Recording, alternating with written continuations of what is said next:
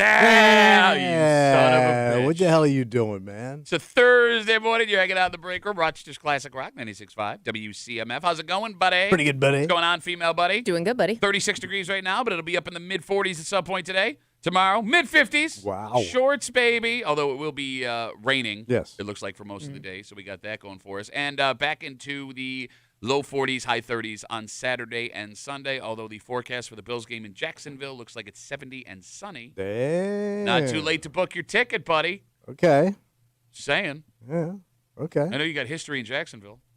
I have a little history in Jacksonville, yeah. Can I, just real quick before we start the show, the Bills are running, like the franchise, are running a contest. They're giving away 2 tickets to the game in Jacksonville and a $2,000 Visa gift card. But When's it over? I think they're pulling the winner today. You got to run down there this weekend? Well, that's what I'm saying. yeah. Like, even if they, they're going to send you all the stuff digitally, I would assume, you would have to book a flight, find a hotel, and take care of your house, your kids, all that whatever stuff. else you got going, your job. But it's funny, though. Like, I don't know anybody who's a Bills fan who, if they won, they wouldn't do that immediately. Yeah, Yeah. I mean, if you win, you Right. gotta Screw do them it. kids. They Figure can feed it out. themselves. All right, so we are it's surprising a little bit What's that? that so many Bills fans from Western New York are going to make this trip down to Jacksonville, only because we are in a weird part of the year. You just had all of this fun with the holidays. And you broke. You spent so much money. Yeah. You have whatever resolution to be better about everything in your life. Yeah. But you are realizing in this moment, as you look at credit card statements and bills start to roll in and taxes, Doing the taxes. doing the taxes, that you don't have the money that you need. Yeah. That may be the reason why searches for how to do a side hustle have skyrocketed this week on search engines. That makes sense, right? So some of the most popular search engine questions: Right. how to drive for Uber, how to work for DoorDash, how to drive for what's the one with the grocery store? Instacart. Yeah, thank you. So it's all Yeah. delivery services. You got it. Yeah. But it seems, based on the questions that are being asked here in these search Yeah. engines, that these are people that have never done this before. They are taking the Looking to- first step to having a side hustle for the first time in their life. Yeah. Tommy, Mhm. you and I are both people that at points in our lives have had to work 2 jobs at the same time. Yes. Kimmy, at this moment, is working 2 jobs at the same time. Yeah. But I am a firm believer there are 2 types of people in this world: people that can work 2 jobs and people that can't. Yeah. And I am going to go out on a limb and say the people that are searching this, trying to make a little extra money, I get the idea behind it, won't be able to pull this off. Yeah, probably not. Or they're people that kind of go back and forth, like in stints, Like maybe they do it for a short period of time, but it's not a consistent thing. I think if you do it once and you realize you're not cut out for it, You you think? never do it again. Here's See, the I other know thing. people, though, that they're always looking for something different to do. Okay. I never got ahead. It didn't work, Yeah. and I mean, I was a kid doing it, Sure. but like, ooh, $50. All right. And then you went and spent it. Yeah. Party. Well, so when you're a kid, you have that feeling of like, I have the money in my pocket, let's go have some fun. Yeah. I think when you're an adult, that morphs into, I have worked so hard, I am going to treat myself. Okay. And you end up spending the money Yeah. that you were trying to make extra. That's what I'm saying, but you'll never get ahead anyway. 252-WCMF, 252-9263. I know we have lots of Uber drivers and delivery drivers and folks that are listening to us while they're working in the morning. Yeah. Are there folks listening that realize they couldn't handle the side hustle lifestyle? Because it ain't easy, man. Well, no, because you're getting lack of sleep, lack of everything. And the exhaustion, just the mental exhaustion of, I have worked a full day, and now either on the weekend or a couple nights a week, I'm going to go put it in Flip extra. that switch. 2, 3, 4 hours of work. As much as like things like Uber and those delivery services are a benefit because you can pick your own hours, it would also be really hard to motivate myself knowing I don't have to do it. Like, I'm kind of tired right now, I'll do it tomorrow. I would just keep pushing it off, Mm-hmm. Whereas like if I'm on a schedule or if other people are relying on me, like if it's that type of side hustle, you're more likely to, you have to be there. Yeah, and there's another unspoken potential issue that shows up. What's that? All right, pride is a very powerful thing. Oh, yeah. Right? It's in the back of your head. It will be the death of you, Mm-hmm. from what I understand. If you had to work a traditional part-time job back in the day, you had the opportunity to go work in a place where maybe no one you know would ever go. Yeah. You get what I'm saying? If you were ashamed of the fact that you had to have a second job, you had the ability to hide it. When it comes to driving Uber or delivery services or whatever, the odds in this town especially that you will come across someone you know are almost 100%. Oh, yeah. This town? Oh, yeah. Mm-hmm. Oh, yeah. Is there shame if you are someone that works a regular 9 to 5, whatever, has a full-time job, in your friends or family finding out you do these side hustles? No, I mean, there shouldn't be. I mean, it's a gig. I understand there should. You got to eat. That's not the question I asked. I guess it depends what kind of side hustle you have. Okay, for example. Like a delivery service, I mean, you may run into people just handing them your food. All right, let me ask you a question then, because, it's easy for you to say that. You know my brother Ryan. A great kid. Full-time job, couple of kids, got a new house, right? Let's say you and your wife order sushi on, Uber Eats. Oh, man, sushi, nice. And Saturday night, Yeah. you open the door, and there's my brother Ryan handing you sushi. And I'm probably about 2 cocktails in. If he's hitting the door around 3 o'clock in the afternoon. Your first thought is, oh, good for him. He's working hard. Yeah, see? Exactly. Can I tell you a quick little story? Sure, absolutely. So there was a comic here in town years ago, great kid. And, he had a regular job, and then he was also working at the comedy club. So his regular job during the day was like regular gig, like an office gig. And then he did comedy at night, and he worked the door to the comedy club. He had a third gig, and I didn't know about it until I walked into the place. He worked at a porn shop, a dirty bookstore, where he ran the register. And I go walking in there on a Saturday to get some handbags. Yeah, that's and not I turn sad. around, I go, oh my God. I couldn't stop laughing. Like the two of us were like we busted each other. I was gonna say you're both kind of like in an embarrassing situation. Yeah, who's in the I worst know. spot? He's at least But we're, making but money. we're just a couple of scumbag comics, and we're like but you're looking there at on a each other. Saturday night. Like you don't have anything else going on. No. He has to be there. He did. You chose to be there.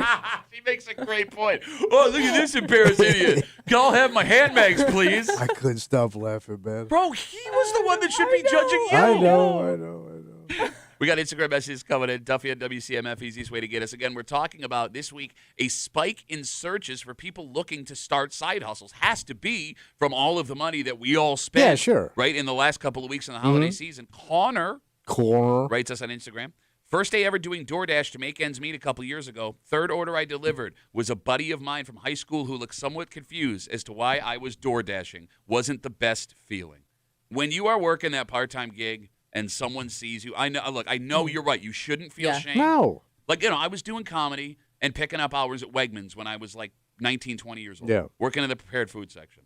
And it was in the town that I grew up in. So every once in a while, somebody that, had seen me do comedy or like followed what was going on like the internet would walk in and see me scooping coleslaw. It made me feel that big. It made me feel so bad about What's myself. going on, Hollywood?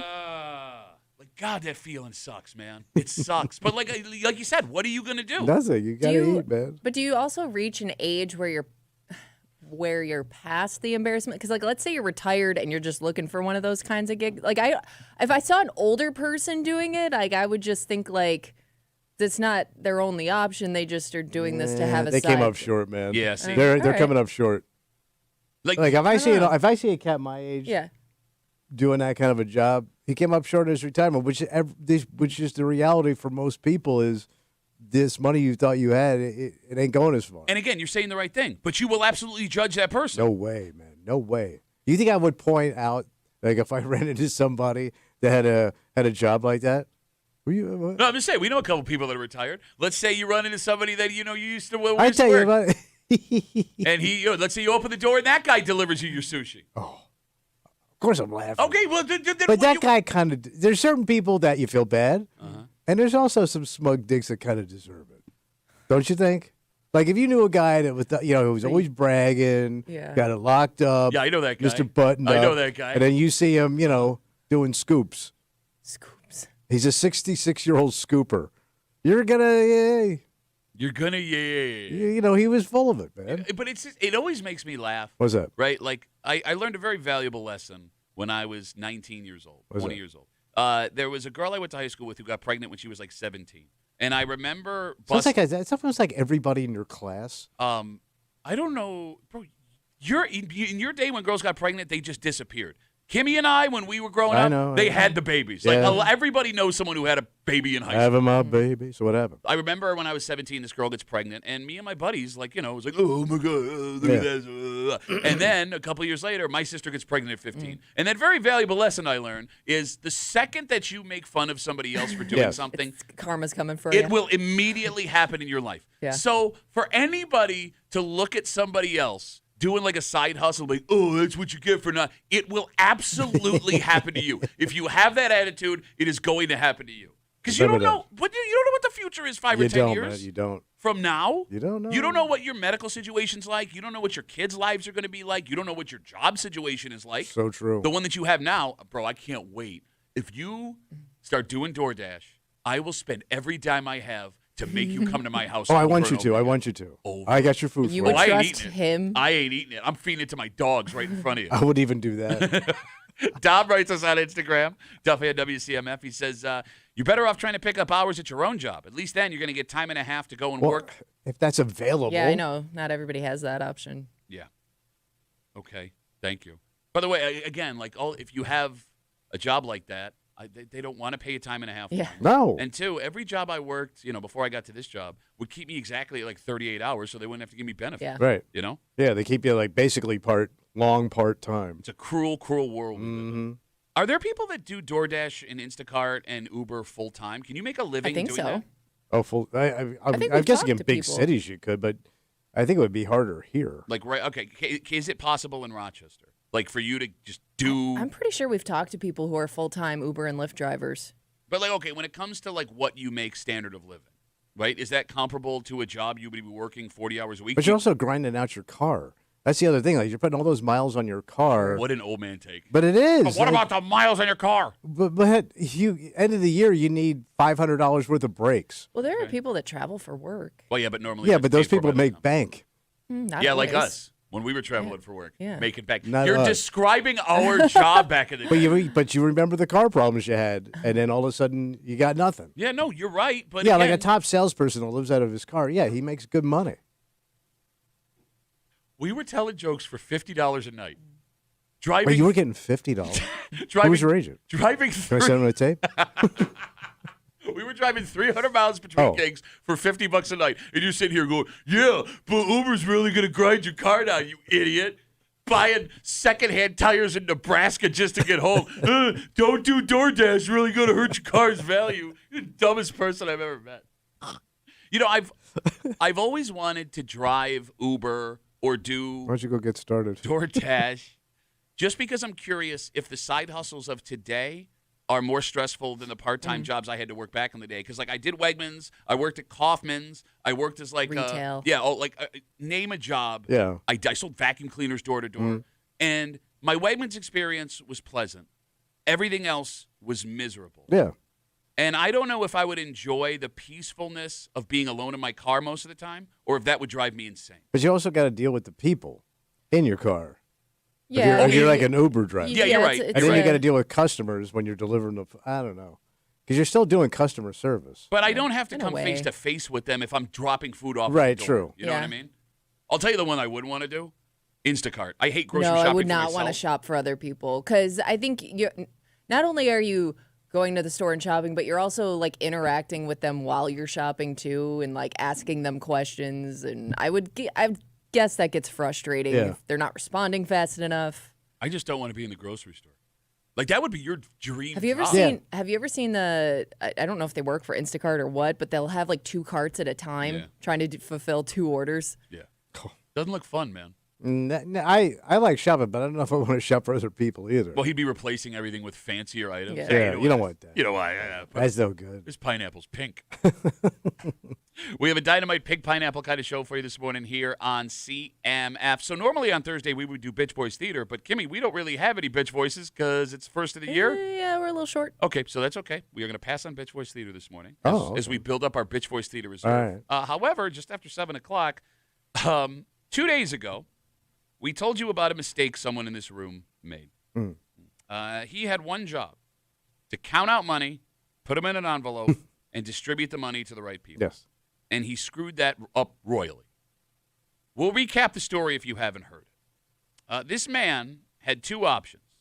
He could go into his pocket. Yeah. And I ain't got, my pocket. I ain't got no second hustle. Well, then don't make this mistake, No, stupid. don't screw up. He could pay $400 and make the problem go away, or he could go to somebody and say, "I would like money back." Well, yeah, let's just make it right. Well, that second option showed up in his face, whether he wanted it or not. He's confronted. And it turns out that maybe the best option you think is easiest for you will make things more complicated. Oh. And we'll get to it just after 7 o'clock here in the break room on CMF, plus a whole bunch more. But first, Tommy. Yeah. If you are in Webster and you are a video game fan, bad news this week. Right, what happened? Well, a store that is known for this stuff is no longer open. But Kimmy brings up a good gamer store? A gamer store, says old man in suit. But Kimmy brings up a good question. Because when we were kids, this store was chock full of nothing but 14-year-old kids. Yeah. Right? But today, the environment's a little bit different. And we'll get into it next here in the break room on CMF.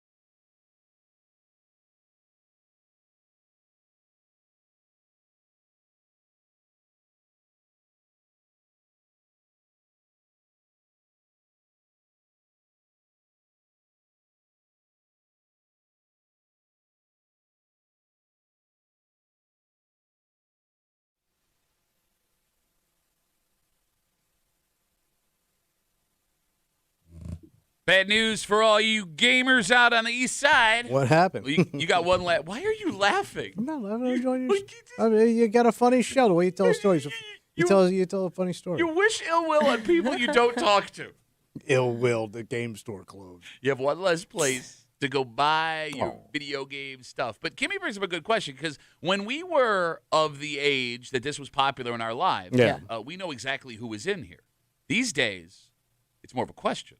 Like who's going to these shops? You're hanging out in the break room. Rochester's Classic Rock 96.5, WCMF, just after 6:45. Every town will have scandal with their officials. Yeah. Some towns will have more than others. One city in our area has the most of all time, it seems. Did you see this? Number one. Did you see the story last night? I did not.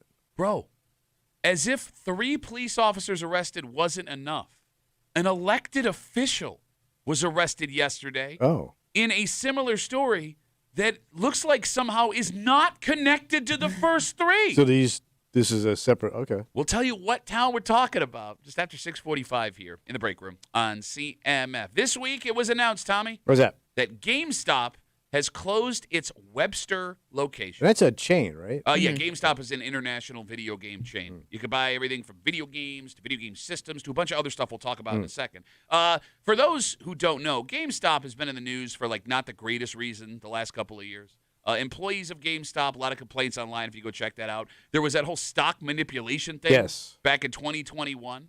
But GameStop is still very popular. There's one Kimmy really in every major community in America. Yeah, it used to be yesterday we talked about those places you miss in the mall. I'm guessing that was a place for a lot of people growing up. Good call. But Kimmy, you saw this story yesterday, and you had a question pop in your head. Yeah, I just wonder, now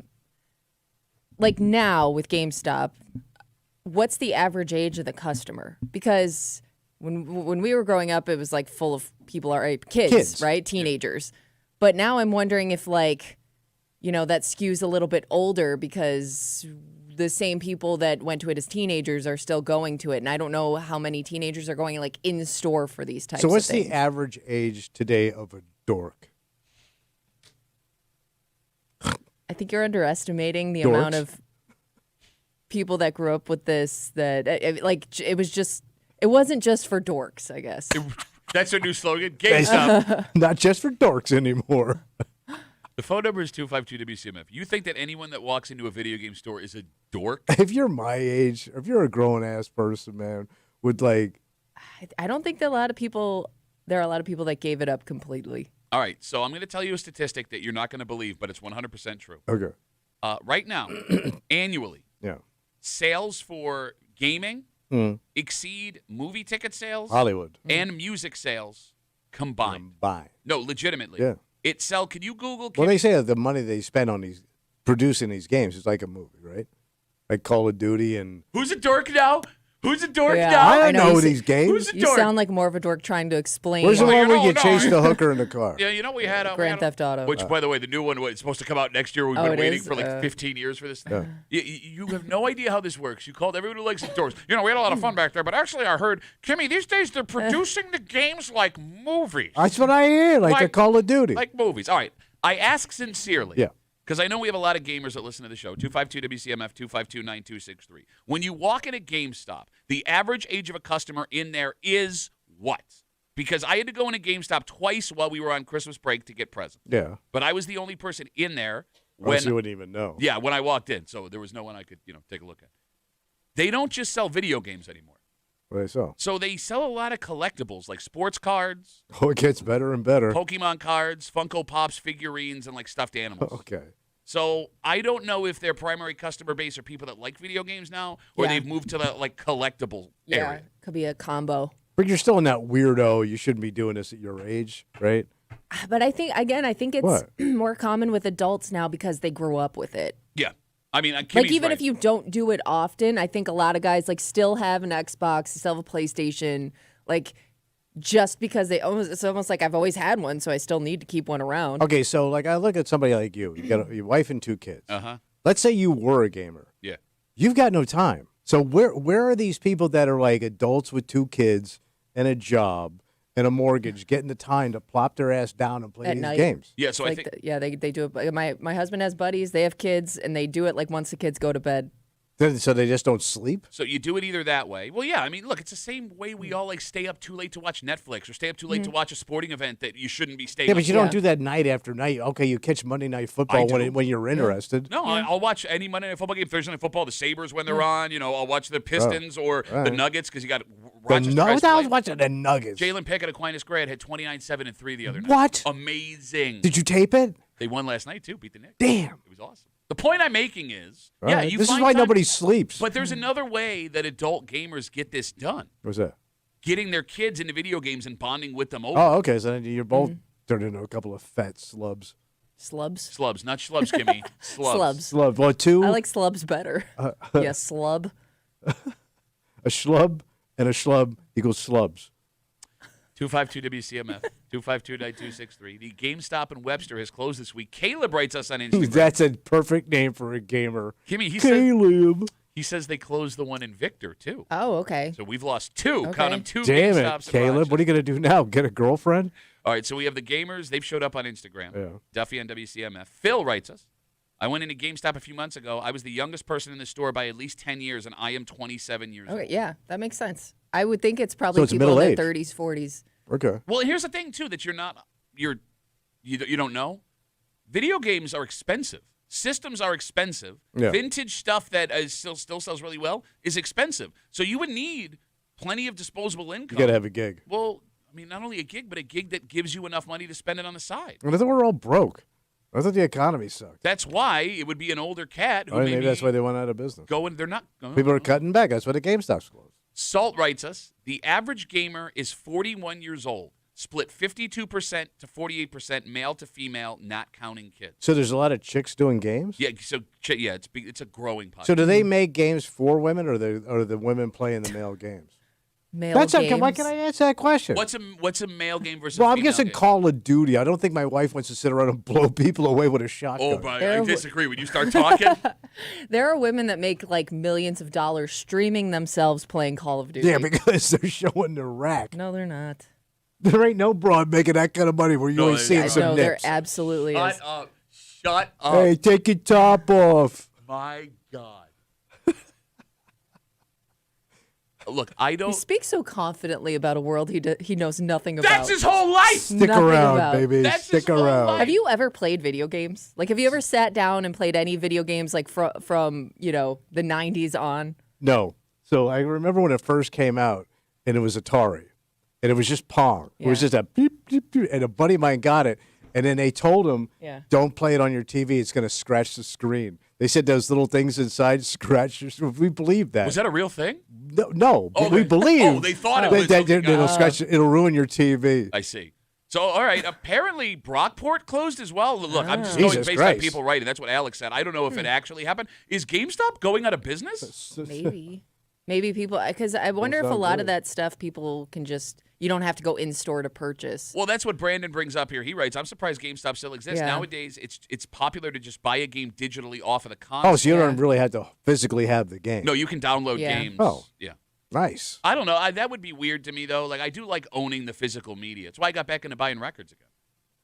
Don't look at me like that. So I got the vinyl, man. Check it out. I enjoy yeah, it. Yeah, me and Caleb come over and we put on the hi-fi and do the twist. I just don't get why someone like someone has joy and you're like, oh, you have joy. Here's why it sucks. Hey, check it out. It's Three Dog Night, man. I heard my mama cry.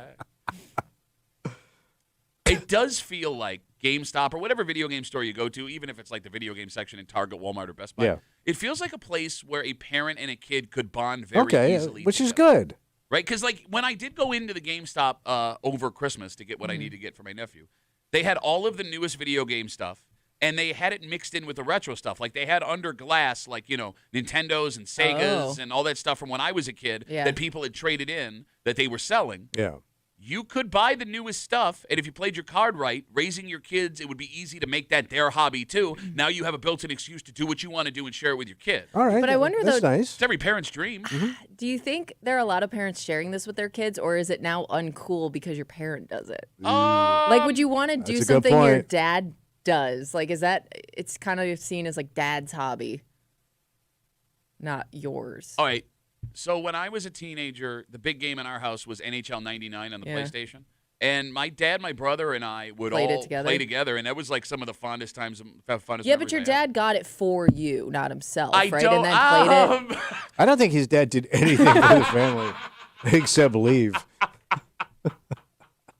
No, I really, I think Yeah. my dad played that a whole hell of a lot. Yeah. No, I mean, I enjoyed playing video games with my dad. It's just like he's your age, so like it wasn't really his thing. Yeah. You know what I mean? Whereas now, if you have a generation of dads that were raised throughout the entire It birth- kind of fits. right? Yeah, like Yeah. they know what they're talking about. I don't know. Maybe your dad playing video games does make it lame.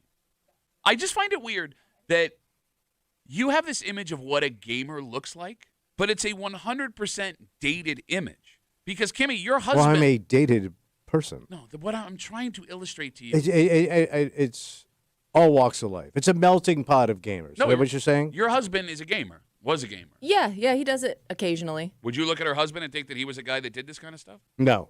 No, he's I a would- hero. Oh, back to red. I would have put him as a ripped dork.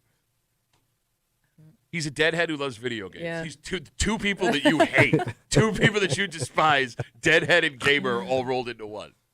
Kimmy, could you see yourself getting into playing games with your husband? So I did try because he had when he first got his Xbox a few years Are ago. you okay over there? You're dying. I know.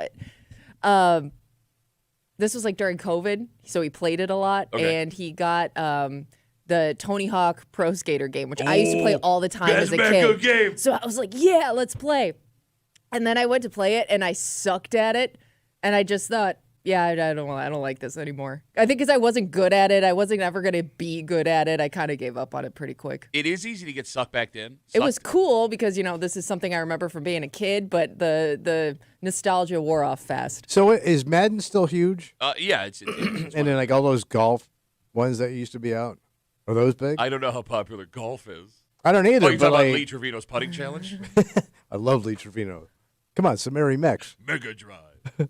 No, but I know like Tiger Woods put stuff out. Yeah, I don't know what's popular anymore. I think it's more of the. I mean, Kimmy, what does your husband Shoot play? stuff. He plays like Call of Duty, I All right. think. There you All go. right. Yeah, that stuff. And like you brought up Grand Theft Auto, like people have been waiting for like 2 decades for the newest Grand So Theft they just Auto. like let it go because that thing was huge. They've been developing this game, from what I understand. I'm naive to the thing, but people have been waiting for it to come out. They say it was supposed to come out like 3 years ago. This year, now they pushed it back to next year. So I can Not remember ready. when that came out. Phil Sherman from the old show. Yes. He got it on a Friday night. Mm-hmm. He did not stop playing till he came back to the station on Monday. He didn't go to. It was like he was on a Coke binge with no Coke. He just played it straight. I was a sophomore in high school when one of the big ones came out, and we did the same thing. We got it on a Friday, and we He didn't just played all weekend. Yeah, we didn't sleep until like He's got a wife. it was awesome, man. Yeah. We had never seen anything like that I before. know. Speaking of Yeah. a city overrun by crime, this is ridiculous. Oh, Like, if this wasn't on a legitimate news station last night, I would have thought it was a joke article. oh, Because every town will be touched by scandals. sure. Some towns will have more scandals than others. Mm. But we have not seen a community in our area that has had this much scandal with people in official jobs. Maybe ever. Damn. Because after 3 police officers have already been arrested for these really serious charges, you have another elected official in the same kind of trouble in a situation that doesn't look like it's connected to the first 3. And we'll tell you what is going on next here at the Break Room on CMF.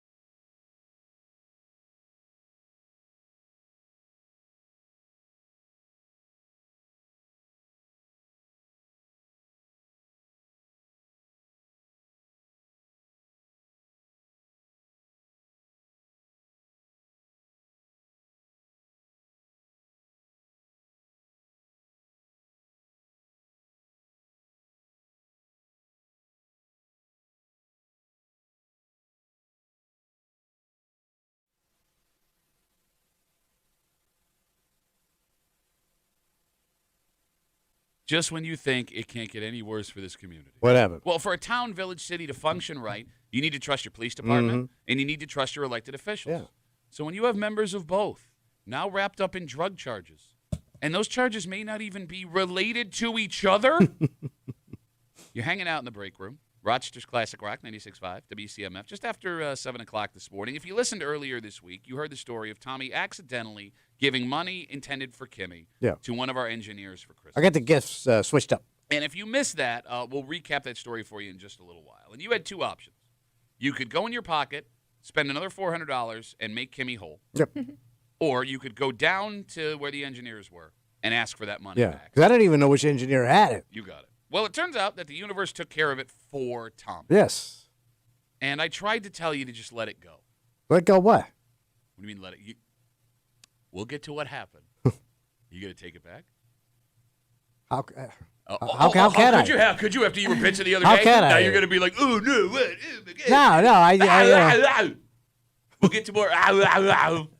Just after 7 o'clock here in the break room on CMF. The city of Geneva has had bad headline after bad headline the last couple of months. whatever. All the way back in May, Michael Tapscott, a veteran police officer with the Geneva Police, was arrested and charged with selling drugs. Yeah. You remember this story? It was his drugs that he was trying to sell to somebody else. Prescription, yes, but the allegations were so much worse than that. So authorities say he was selling his prescription medication while on duty, like in uniform with his police car. And from there, it somehow gets worse than that. First off, it was believed that multiple people in the police department knew because he was trying to buy prescription meds off of some of his coworkers to resell. It was also believed he was trading things to get his hands on those drugs, including things like sneakers and bullets. Yeah. He's also accused of stealing what he believed to be a controlled substance from a member of the Geneva community while on a call as part of his role as a police officer. But the ass kicker of this whole thing, What's the ass?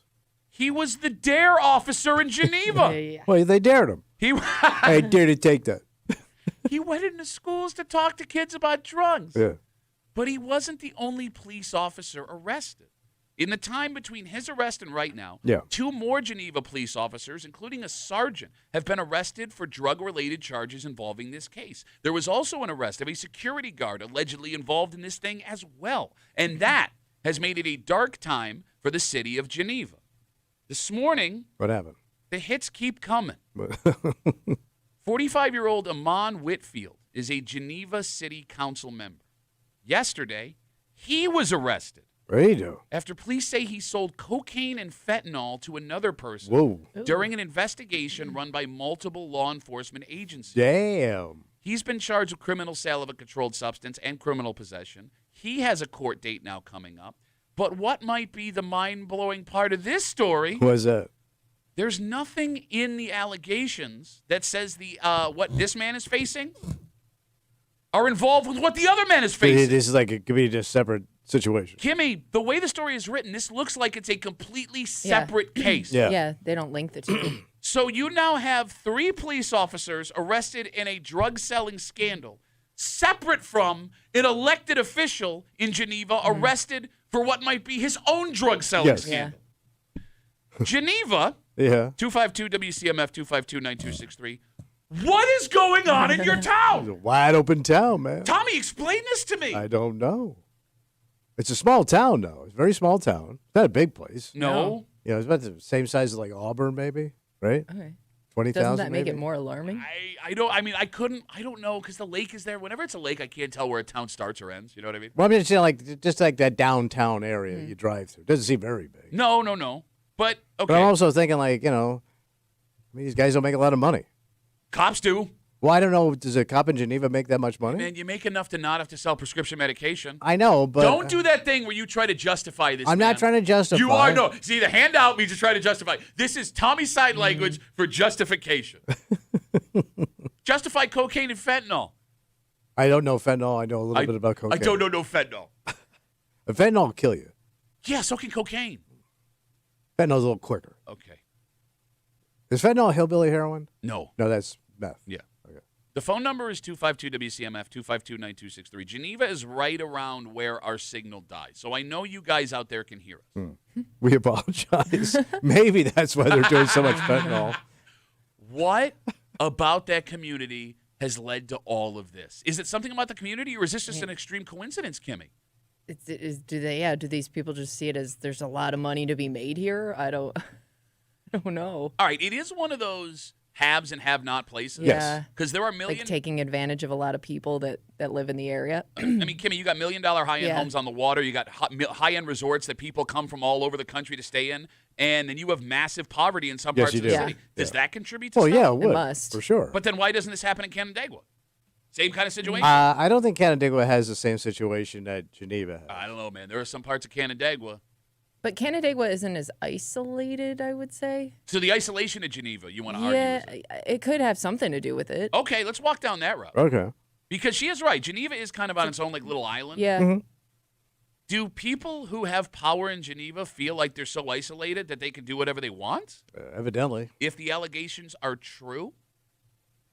I mean, but there has to be somebody dealing with this cocaine and fentanyl. That means there's it's coming into the community. Well, yeah, bro. I mean, how long have you lived in America? Any tiny community. Look at these. We've gone through these tiny towns in the South where you can get whatever you want. But I don't remember if I knew there was one community, it might have been Lyons, where it was a drop-off point to bring drugs up into the area.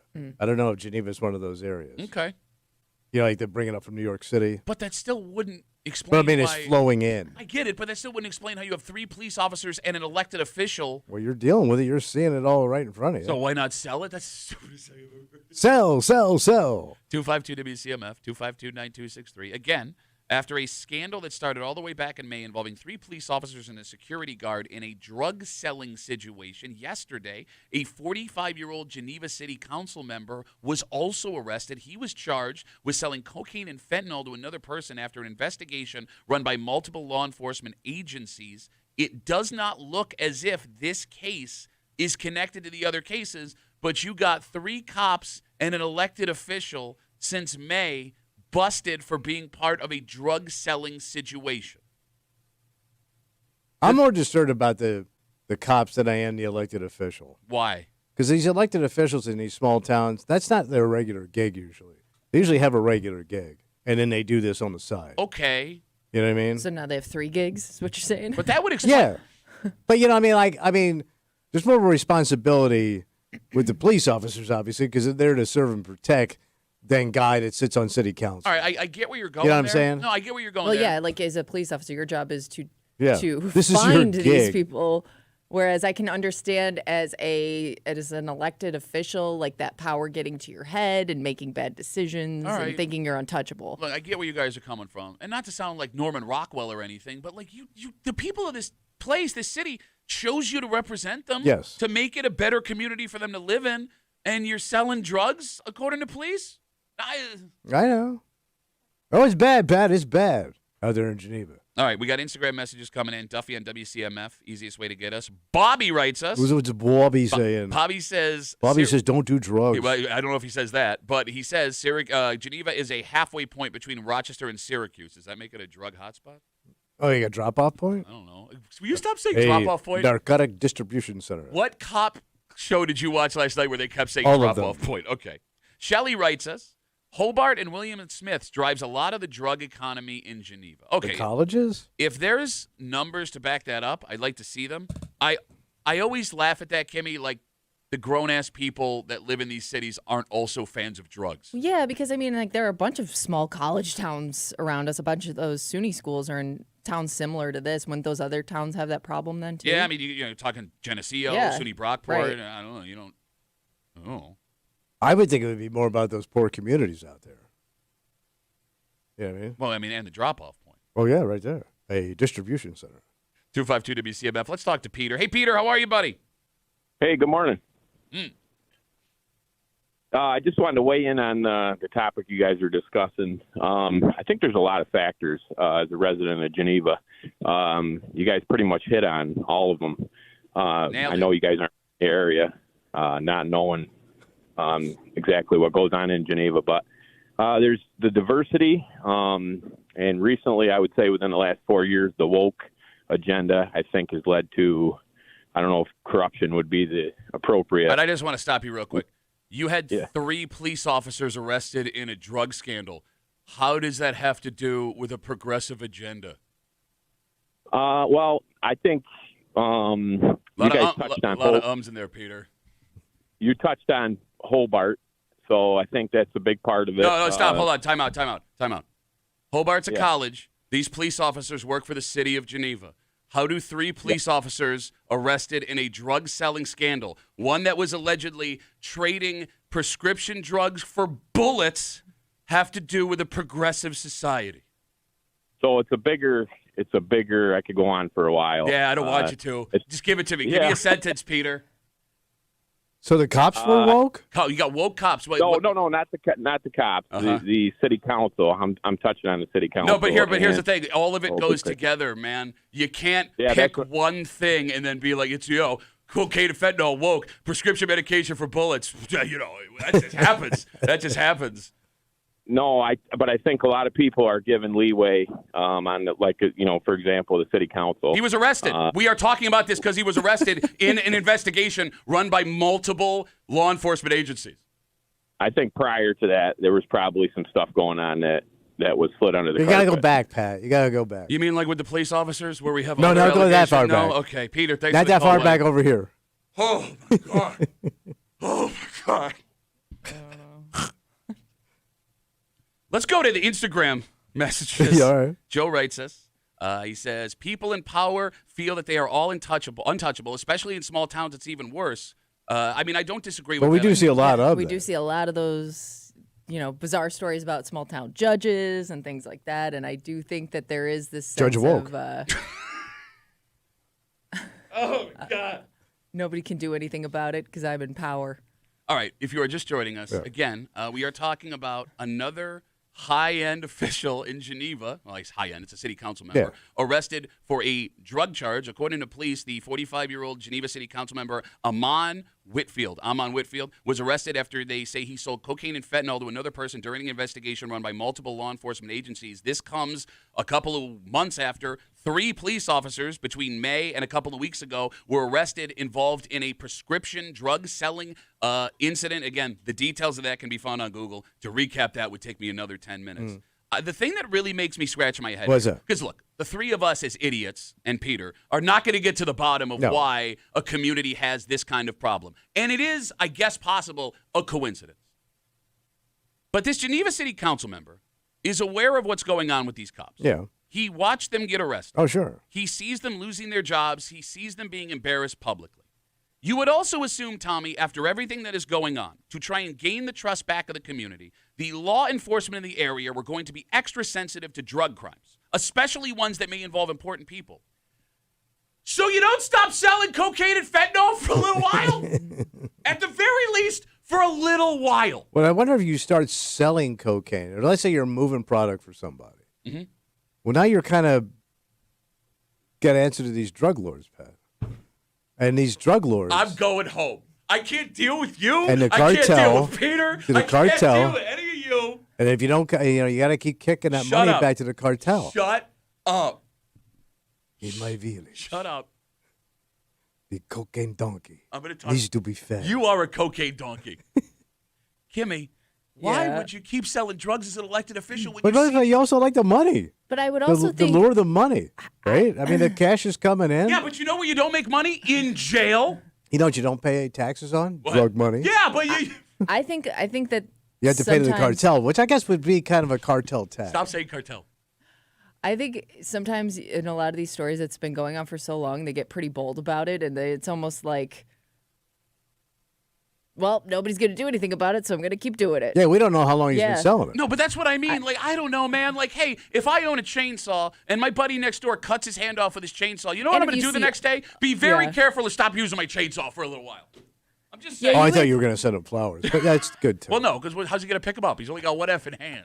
Yeah, you would think, like, after those 3 police officers got in trouble for this, right? Like, you step back and maybe, Yes! Dial it back a little bit. Dial back a little bit, let things cool off. Like, I got a lot of people writing me, there's lots of good cops in Geneva, too. I'm not saying that. Oh, there yeah. aren't. Okay, look, I guess what I'm getting at is I don't know how you can blame anyone in Geneva for questioning what their officials are doing right now, and that is not fair to the folks that are doing it right. Yeah. But with all of these arrests, I understand it. Sure. I get it. Oh, there's going to be an investigation. No, but there's already been an investigation, and in that investigation, you picked out 3 police officers and accused them. I totally understand why someone who lives in that community would be looking side-eyed at everyone that is in a position of authority right now. Because if I'm not mistaken, Kimmy, this scandal also cost the mayor his job, and he cooperated with the investigation, but he is no longer in that position either. But he just lost his job because of the situation. Yes. Yes. So The oversight. All right, just be careful of all the, Watch your ass. woke cops selling prescription drugs cop, after what you trading gonna them do? for bullets. Let's take a break. If you listened to this show earlier this week, you heard Tommy trying to get himself out of a little bit of a pickle. Yeah. He made a mistake. And we all make mistakes, Thomas. Yes, we do. He could go into his pocket and pull out $400. Yeah, that's easy, right? Make things better. Or he could go down the hallway and have an uncomfortable conversation with a man who he gifted money. This man did not do anything but take what you gave him. Right. Well, it turns out the situation before Tommy could go to it came to him. Yeah. And this is what you get. This is what you get for even complaining in the first place. And we'll get to it next here in the break room. On WCMF.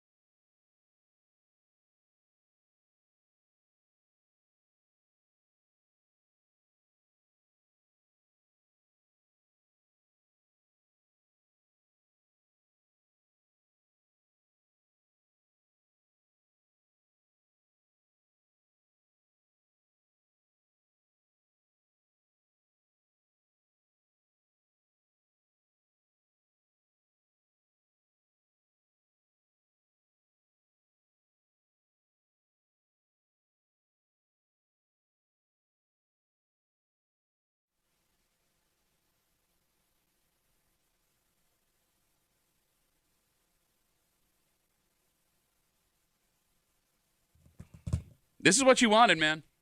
I didn't want any of this. No, you wanted your I money just back. wanted to be nice to people. You wanted your money back. You came on. Well, wouldn't you? And you know what it had moaned. And you got what you wanted. And just when we thought things couldn't get more uncomfortable, here we sit this morning. Mm-hmm. Because the first thing you did was an honest mistake. Yeah. However, this now is a conscious decision you have to make that may be no longer in your control. Mm-hmm. You're hanging out in the break room, Rochester's Classic Rock 96.5. WCMF, just after 7:25, 7:30. Tommy loves this sentence when it comes to underage drinking and the parents who allow it. He who hosts loses the most. That's right. But in this case, it's a she. Oh. Did you see the story of this woman leaving court yesterday? No. The story popped when we were on our Christmas break. Yeah. But this woman is in some serious trouble. Got it a little out of control. Kimmy, if the allegations of how this went down are true, there are a lot of parents, Tommy, who would want this woman locked up and the key thrown away. It got that bad? I'll let you decide. We'll get to it just after 7:30 here in the break room on CMF. So if you listen to the show on Tuesday, you heard that Tommy was in a little bit of a dilemma. Yeah.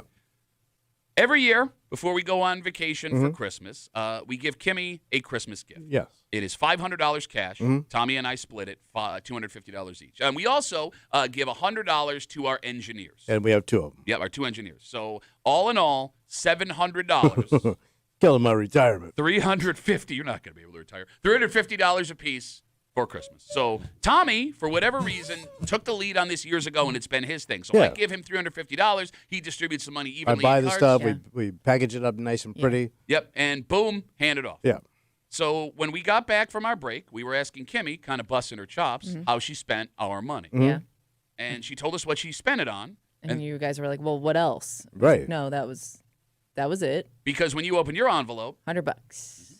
and Tommy realized, much to his horror, Yes. he gave $500 to one of our engineers. And I don't know which one. Mm-hmm.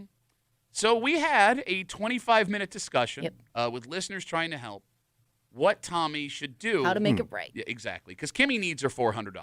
Of course. So- she deserves it. So my suggestion was just go Says in everything. go in your pocket, take the $400 that you owe Kimmy, just give it to her and let it lie. Yeah. You floated the idea of walking down to go see the engineers to try and get I that don't money have that back. kind of discretionary cash. Well, Tommy's decision was made for him Yes. yesterday. Because as you were leaving, somebody pulled you aside? So the engineer, the one that got the money, had been listening to the show, and by the way, thanks for listening, Yeah. told me he was the one that got the coin. That was really cool of him to come to you and step up and say. Right, so now I know who got the money. Okay, so now, all right, so you asked him for it back, obviously. And I said, is there any way we could, switch this back around so I can tighten up Kimmy and get you your $100? Okay, can I stop you for a second? I'm sorry, because I know there's a lot more to the story. You asked him for it back. No, I just said, can we just make this right? No, that's asking for it back. Right, but in a nice way. I thought it was a very professional way of saying, hey, let's make this right. Okay. Because, he usually gets $100 from us. Uh-huh. And all of a sudden he's getting $500. Uh-huh. So when you asked him to, quote, switch it back. Yeah. Unfortunately, he cannot. Why is that? Because he has spent said money. Of course he spent the money. You gave it to him 3 weeks ago. Yeah, $500. especially during Christmas. Yeah, $500. You What do you said it. mean? Yeah. You said it on Tuesday. That money is gone. You Yeah. said if it was yours, it would have been gone. Well, it is gone. Okay. So he then said, can I pay you back in increments? Can I like payments? Yeah. Uh-huh. I'm like, no. I said, but so apparently he took his grandmother out to dinner, fancy style with the family. Like I guess his grandmother, she's like a semi, Be she's careful. old. She don't go out. So he picked her up where she lives, and he took her out. And she got dressed up. They don't, she doesn't Adorable. go out much. Yeah. And took grandma out to dinner, like high end, nice with the family. And you take the family out high end, $500, it's gone. Took care So of he did a everybody. really nice thing for his grandmother. So now he wants to pay me back and make payments. Uh-huh. So in my head, I'm going, Well, you're going what? You're going what? hold on now. Just keep saying no. You're fine. That's the right answer. Well, you could make the payments to Kimmy Oh my! I'm not taking those payments. Then leave me I'm not out of taking grandma money. Hey, you don't want grandma blood money? By the way, she's fine. So Don't put this on me. I said, hey, bro, no. Because I know the kid works his ass up and he doesn't have it. So I said, no, you don't have to make payments. It's fine. I go, I'll eat it and I'll talk to Pat. We'll figure out what we're going to do for Kimmy. Talk to me about what? Well, He's I trying don't to want bring to everybody else into his problem. like to get everybody in on the same there's page. there's Well, I nothing. tell you, let's get all on No. the same page to make this right. We're on the same page. This is you did this. You screwed up. This is you. Oh, so now you don't want to help Kimmy? You want Kimmy to suffer? But now you've so this person For only feels very guilty $250. about the money that they spent. You can feed Kimmy. They're gonna keep coming to you and bothering you to try to pay you back. Phone number is 252 WCMF, 252-9263. Are you going to take this money? No, I told him I won't take it. I said, no, you don't have to make payments. You're in a worse spot. Now, I did say you could. I was thinking you could just pay Kimmy the money. Why would you No, do why that, you would- monster? yeah. Well, because then No, I'm I'm out not of it. taking his money. I'm not doing it. He said, well, I said, relax. I mean, he may approach you. I mean, Thanks a lot. I unfortunately Thank you. planted that seed in his head. Yeah, well, If he does that, let me know. no, I'm not. Why if you would start I let you know? if you start collecting, I'm then not I'm off the collecting. hook. I'm not. I'm telling you right now, I'm not collecting money from this person. Give Kimmy $400. I don't have $400. No, you have $400. No, I don't. I know you do. You can't tell me. I'm worth 400s. So take all your money and give it to Kimmy. I don't have $100 on me right now. How do you make everything you touch so much worse than it would be just being left? It is astonishing to me how bad things get when you are involved with everything. I've known you 20 years. You're like a tornado. You're a human tornado. And by the way, even if they did pay me, what are you going to do for the other engineer that you shorted? No, he got He got his $100. He got $100. It would all be even if you got the $400. Oh, So I see what you're saying. each one of them got a gift bag. Okay, The all right. way it was supposed to work out, Yeah, each one yeah, got a I gift know. bag was You're $100 right, bucks. you're right. You got 500 because the queen has to have her $500. That's what she was supposed to Oh, get. I do so much for everybody. I do your emails. So, all right. So can I make payments to you?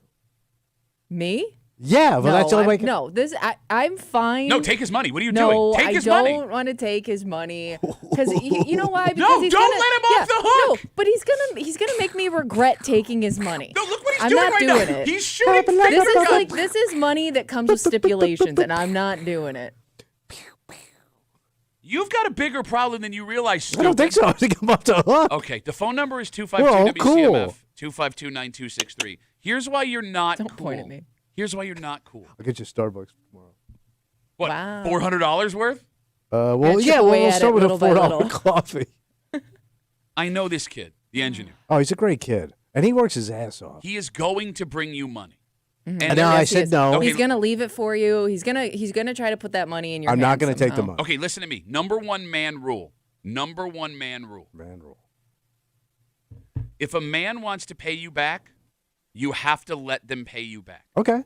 We talk about this all the time. All right, on so a I s- should take his money. We talk about this all the time on a smaller scale. Yes, when it comes to paying for dinner and drinks and stuff, short of letting your boss cover a $1,000 dinner that someone was supposed to be responsible for, Yeah. you will see men fist fight each other over who's going to pick up tabs, and that's for $20, $50, $100. This is $400. If he brings you money or tries to pay you back and you go, no, you look like you are telling him, hey, little boy, you can't afford it. No, thank you. You have to take the money.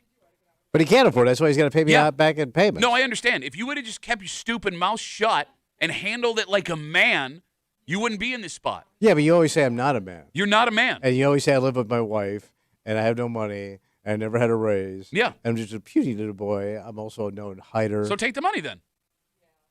I think I should. But then I could just give it to Kimmy. Yeah, you could. But see, that's why I just wanted him to give it to her. But what if he doesn't have it? I know he doesn't have it, but he's going to now What if try he's and gotta pay come you. up short? You made such a big deal out of this the other day that he's going to pay you money he doesn't have, and you have to take it, or else it's like you're slapping him on his little weenie. And he's definitely not accepting You your seen his Christmas wiener? gift next year. Yeah, don't tell him I said that. I don't need an HR thing on me right now. 252 WCMF. After Tommy bitched and moaned about making a mistake and giving our engineer $500 that was meant for Kimmy for Christmas, the engineer in question heard Tommy talking about it on the air, came to him after the show yesterday, admitted I was the one that got the $500, was almost apologetic for you making the mistake. Well, he kind of should have known that we weren't going to give him $500. How would you know that? All of a sudden, you go to you go from 100 to 500. How does that work? I mean, they do a lot for us. They always do. You always got $100. No, they went above and beyond this past year. I would understand if I was that kid. Why, if he found $500, he would think, oh, they're just being really nice and appreciative. Well, I would feel weird saying something about it. The kid said, "Are you sure you want to give this to me?" Like, what is he supposed to say? Yeah, because that makes him calling you slapping you on your little weenie, your money weenie. Oh, you see my weenie? I've seen your weenie, yes. Yeah. And not only is the money gone, because of course it is, Yeah. the kid tells Tommy that he spent most of the money taking his grandmother out to a high-end dinner with his he's family. that kind of kid. They put the suit and the tie on it. They did it a fancy style. He offers to make payments, and you have to take the money now. You have no choice. What am I going to do with it? Give it to Kimmy. She's fine without it. I would still feel funny taking the money he gave you, even if it's coming from you.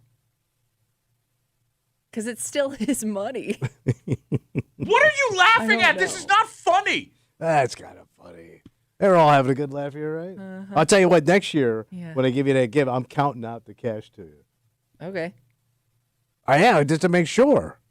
We have Instagram messages coming in. What are they saying? A ton of them. Duffy on WCMF, easiest way to get us. Chris writes, Tommy owes the money to Kimmy. It's his F-up. Stop being a bitch. If the engineer feels bad, let him split it up with the other engineer. Yeah, but my wife does not have $400 laying around the house to give to Kimmy. Did you tell your wife you did this, by the way? Because she's the one who put it all nice together she to, like, did. make sure you knew who to give what she to who. She reminded me after the fact sure she did. that she put a bow on the one that was supposed to go to you, and I still handed that one off the wrong way.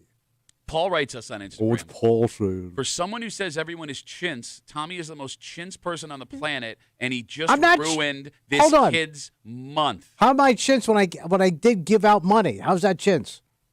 I just don't have extra money. We're going to read this message because I promised one day I would always read his messages because of his name. Right. Hudson Luft writes What's he us. saying?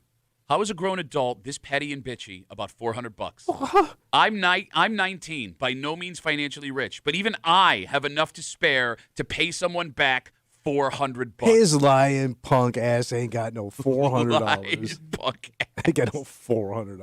Okay. Bro, you're getting a lot of chintz ass. What are they saying? Oh, no. I mean, I can't. We don't have time. We're only on till 10 to read all of the chintz ass stuff that's coming in on Instagram right now. All right, so you say if the kid brings me the money, I have to take his money. Yes, unfortunately, we are now at the spot. I think that if he brings the money in, you have to take the money. And if you're listening, don't give him the money. If you are listening, I told him mystery already engineer whose name we don't want to say. I did tell him not to give me the money. No, but I understand. But if he gives me the money and I have to take it, then I'm going to come up pretty good.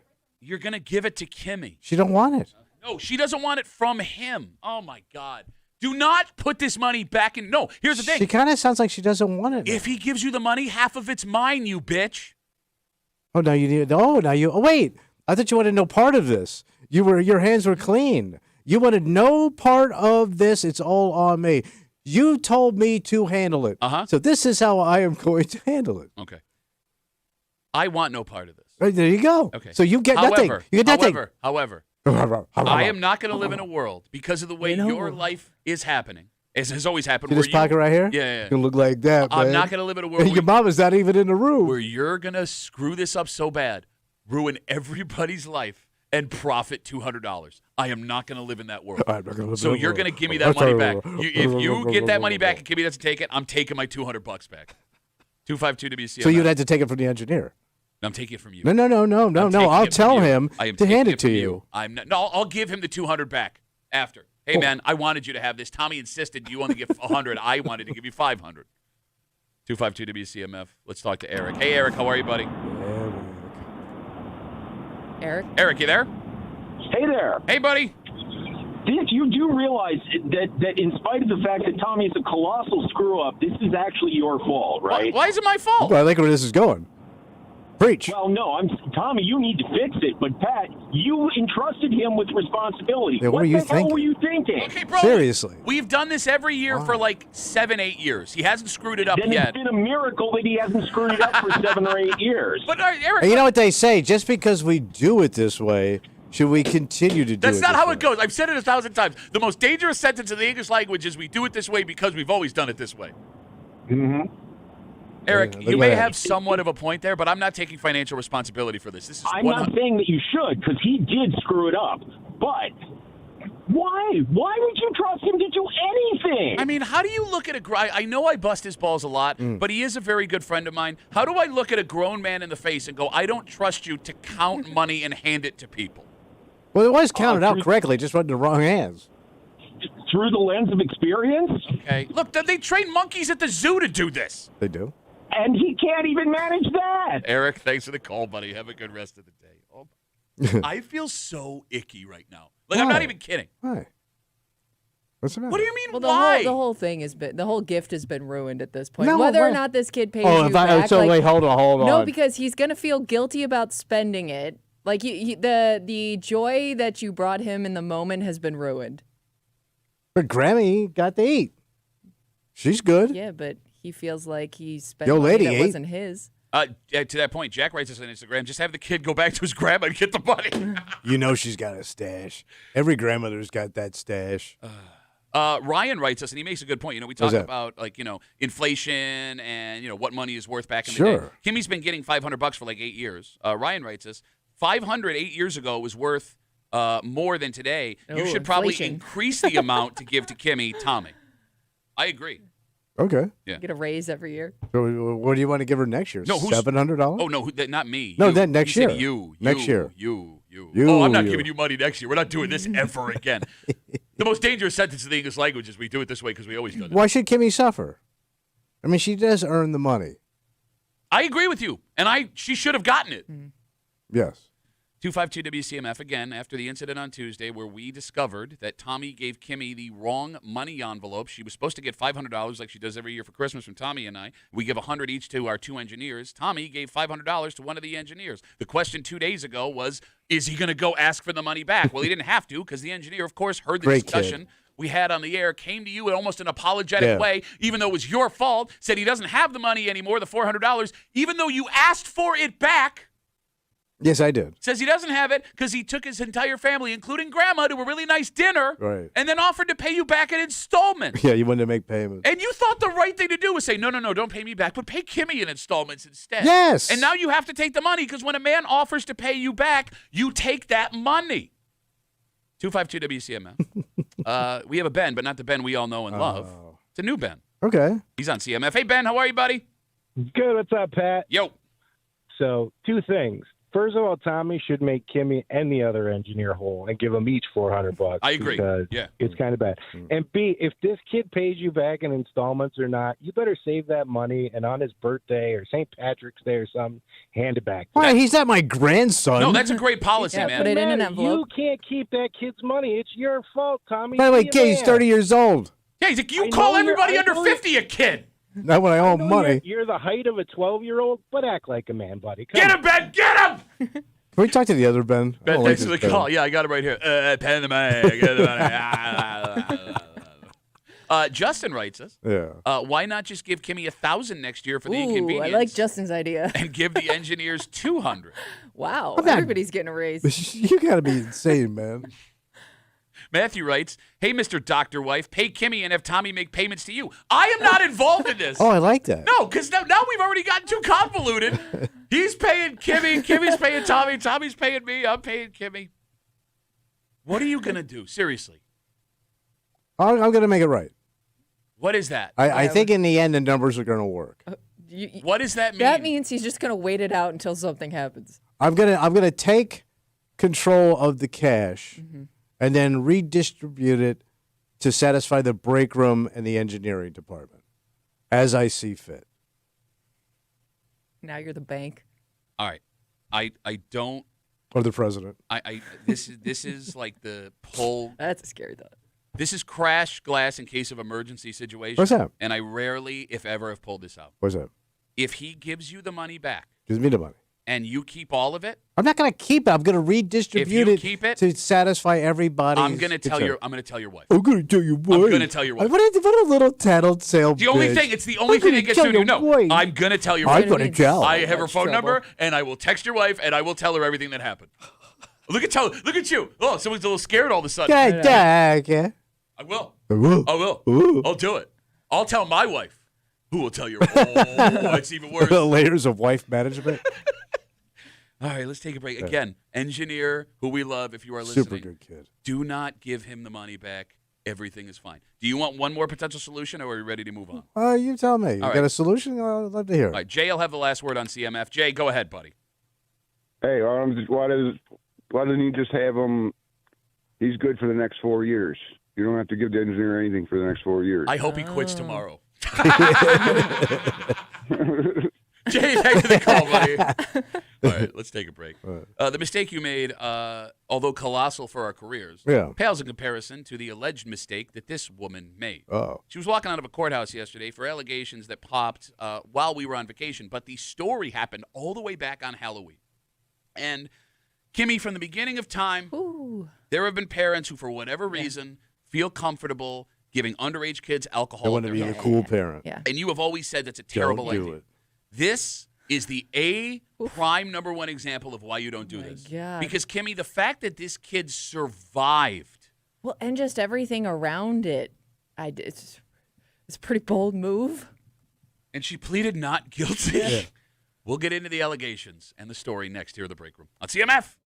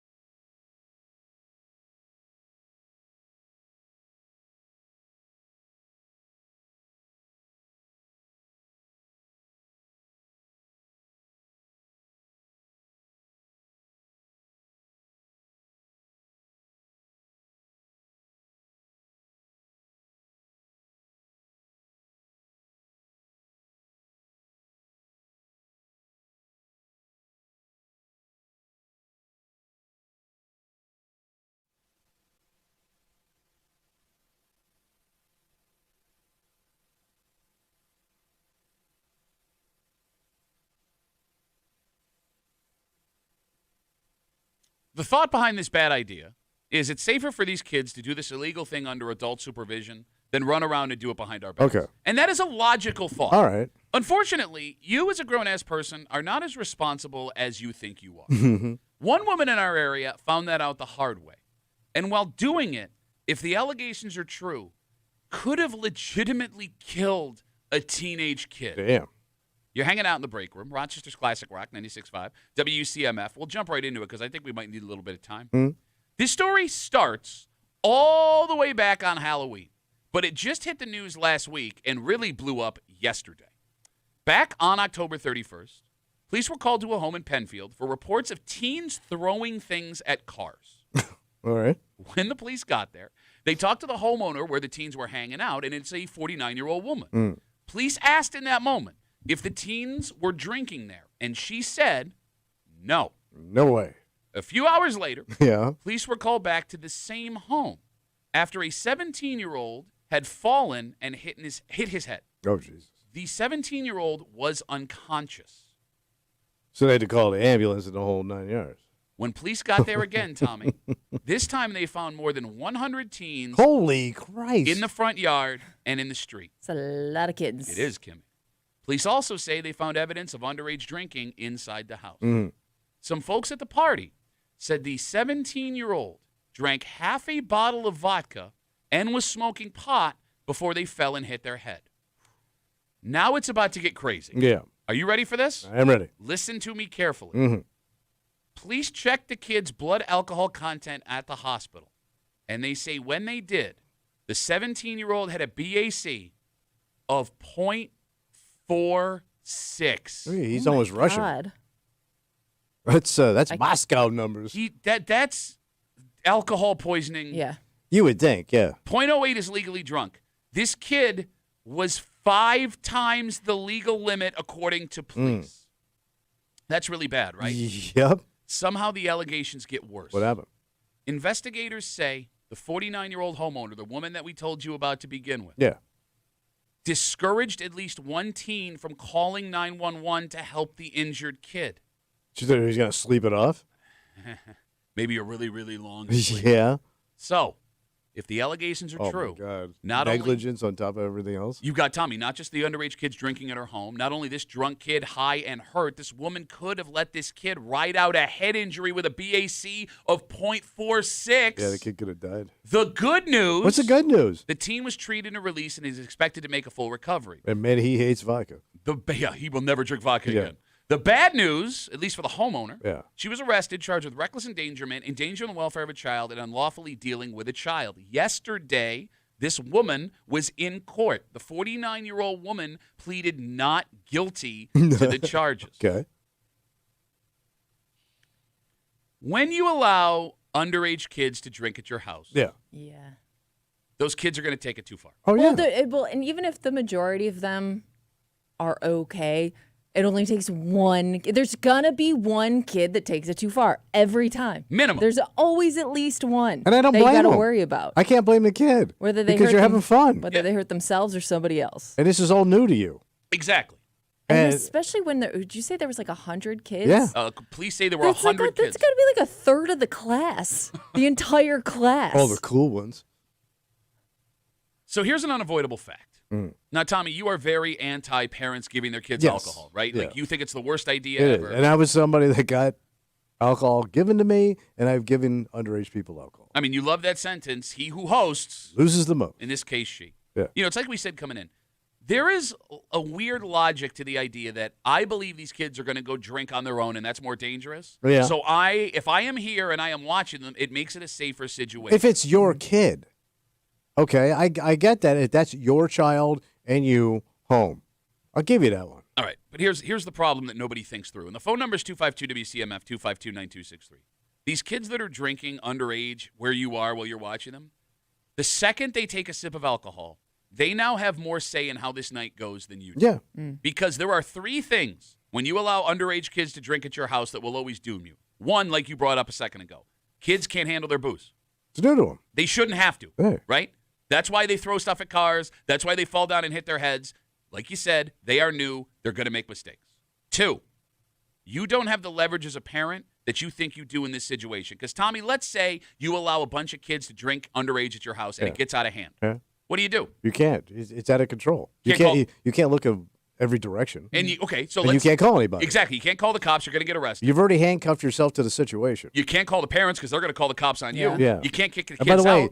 that's going to get back to these parents. 100%. Yeah. Well, I mean, it was on the news last night. So the second a kid has a drink at your house, all of the power has been taken from you and put in their hands. But the biggest problem that presents itself in the situation, Tommy, most of the time when these teens are drinking underage with adult supervision, the adults are also drinking. Oh, yeah. Right? It's a party.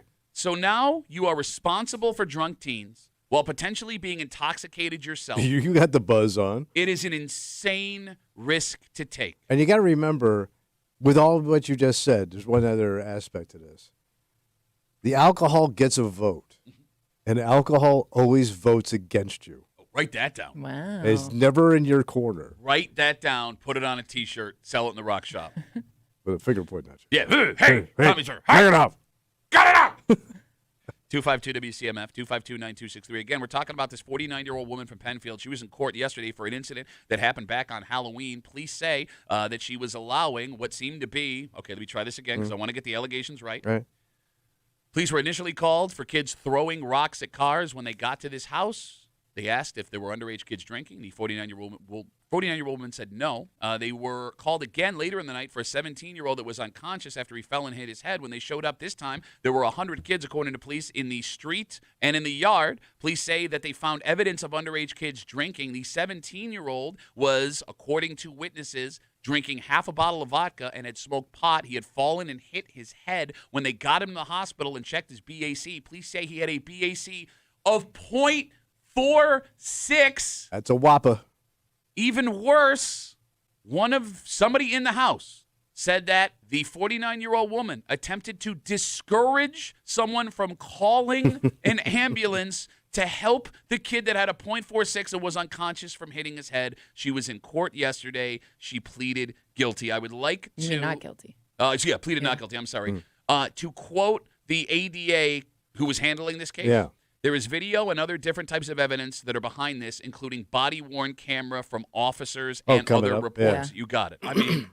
How do you not shut the whole thing down as a parent after the first incident where they're throwing rocks at cars? Like, you would think, you got 100 kids to control. You can't. It's out of your hand. What do you do? You basically are hosting a riot. Yeah, but aren't you at that point, like the cops show up the first time, you're like crapping your pants? Oh, you should. Like, I would think like we're already in trouble here. No, but Kimmy, everybody's got to go. Walk me through this. How do you shut it down? You can't send them away because if those kids walk away and get hit by a car, it's on you. If they get in a car and drive home and they kill somebody. I don't know why. I guess I assumed that it grew from that point on. It could have. But at that point, it's out of your hands. Because they said the second time they came, there were like 100 kids in the yard. Okay, but again, you send one of those kids away and the cops talk to them, those cops are coming back to your house. Oh, yeah. The second the drinking starts, it's over. It's over. And like Kimmy, I know we've talked about this before, and I know you lived in a different world where it was 18 and underage drinking wasn't frowned upon the way that it is now, right? Like, Kimmy, most everybody listening to this show have gone to parties like this as kids. Oh, yeah. Right, where the adults were like, go have fun, just be safe. And we've all been in a party where it went horribly, horribly wrong. It blows my mind that adults today still make the decision to allow this. Like, we paid the price. You should learn from it. Yes. Right? Like, everybody think... If we take a call from anyone over the age of 40, all we hear is about how teenagers today are idiots. So why would you allow this at your house? Yeah, why would you hand an idiot a drink? Thank you. And they should be allowed to be idiots. We were all idiots. Like, I have no ill will towards any of these kids in this situation, right? Like, if you put them in this spot, this is what's going to happen. It's going to get out of hand. You should know this. I know. Am I wrong? Tell me if I'm wrong. You're right, Pat. Paul brings up another good point here on Instagram, Duffy and WCMF. He said 0.46, and that's probably a while after they tested, so it may have been a lot higher. Oh, yeah. That's by the time he got to the hospital. Yes. Right? Kimmy, can you Google what BAC can kill you, where death starts to become a legitimate possibility? Because what was Boris Yeltsin's highest number? Because he was like the biggest drunk that ran Russia. Was he the one that got drunk at the White House? Oh, he was drunk, talking into microphones and stuff and doing speeches. Wasted. All right, I don't... That's when Russia was Russia, baby. 0.4 and above. High risk of coma, respiratory failure, and death. And marriage. Could you imagine if this 17-year-old No. kid died at her Oh, house? my gosh, she's done. I mean, forget, Done. I mean, like, she's going away. Let's take away the punishment. Yeah. Right? I don't know if this woman is a bad woman. Yeah. If she's guilty of these charges that she's facing. But I would assume she's also a parent. Yeah. Right? It would be the only reason why you would have these kids at the house. Mhm. The guilt that would be with you for the rest of your life. Oh, yeah. If a child Oh, it that's ruins your life. 17 years old, I'm just You're talking destroyed. about how do you sleep at night? You couldn't. How would you be able to sleep at night? So for that reason, right? Like if you're someone who entertains this idea, right, thinks that maybe this is something that might be a good, listen to this story. You can't handle it. How bad it went, yes. Nobody And- can. Exactly. For God's sakes, don't do it. Yes. Don't do it. For your sake and for the sake of the kids. And I'm going to get off my soapbox. All right. Let's take a break. Your Buffalo Bills are headed to Jacksonville Sunday, 1 o'clock. And there are, Kimmy, 14 teams left in this playoff tournament? 14 head coaches that have an opportunity to etch their names into history that will never be erased. Sean McDermott has been around a long time. Oh, yeah. He's had a lot of success in this league. Yet it turns out that when it comes to money being made by head coaches left in the playoffs, Sean McDermott ain't making all that much. I kind of thought that. Why? He don't look. I don't. Some reason he looks like a guy that's like. He doesn't look like he makes. That's a fair price, and I'll do the job. We'll Like, get he it. doesn't look like a guy that would screw you over or bitch about making more money. We'll get into it. And we'll do it next here in the break room. On CMF.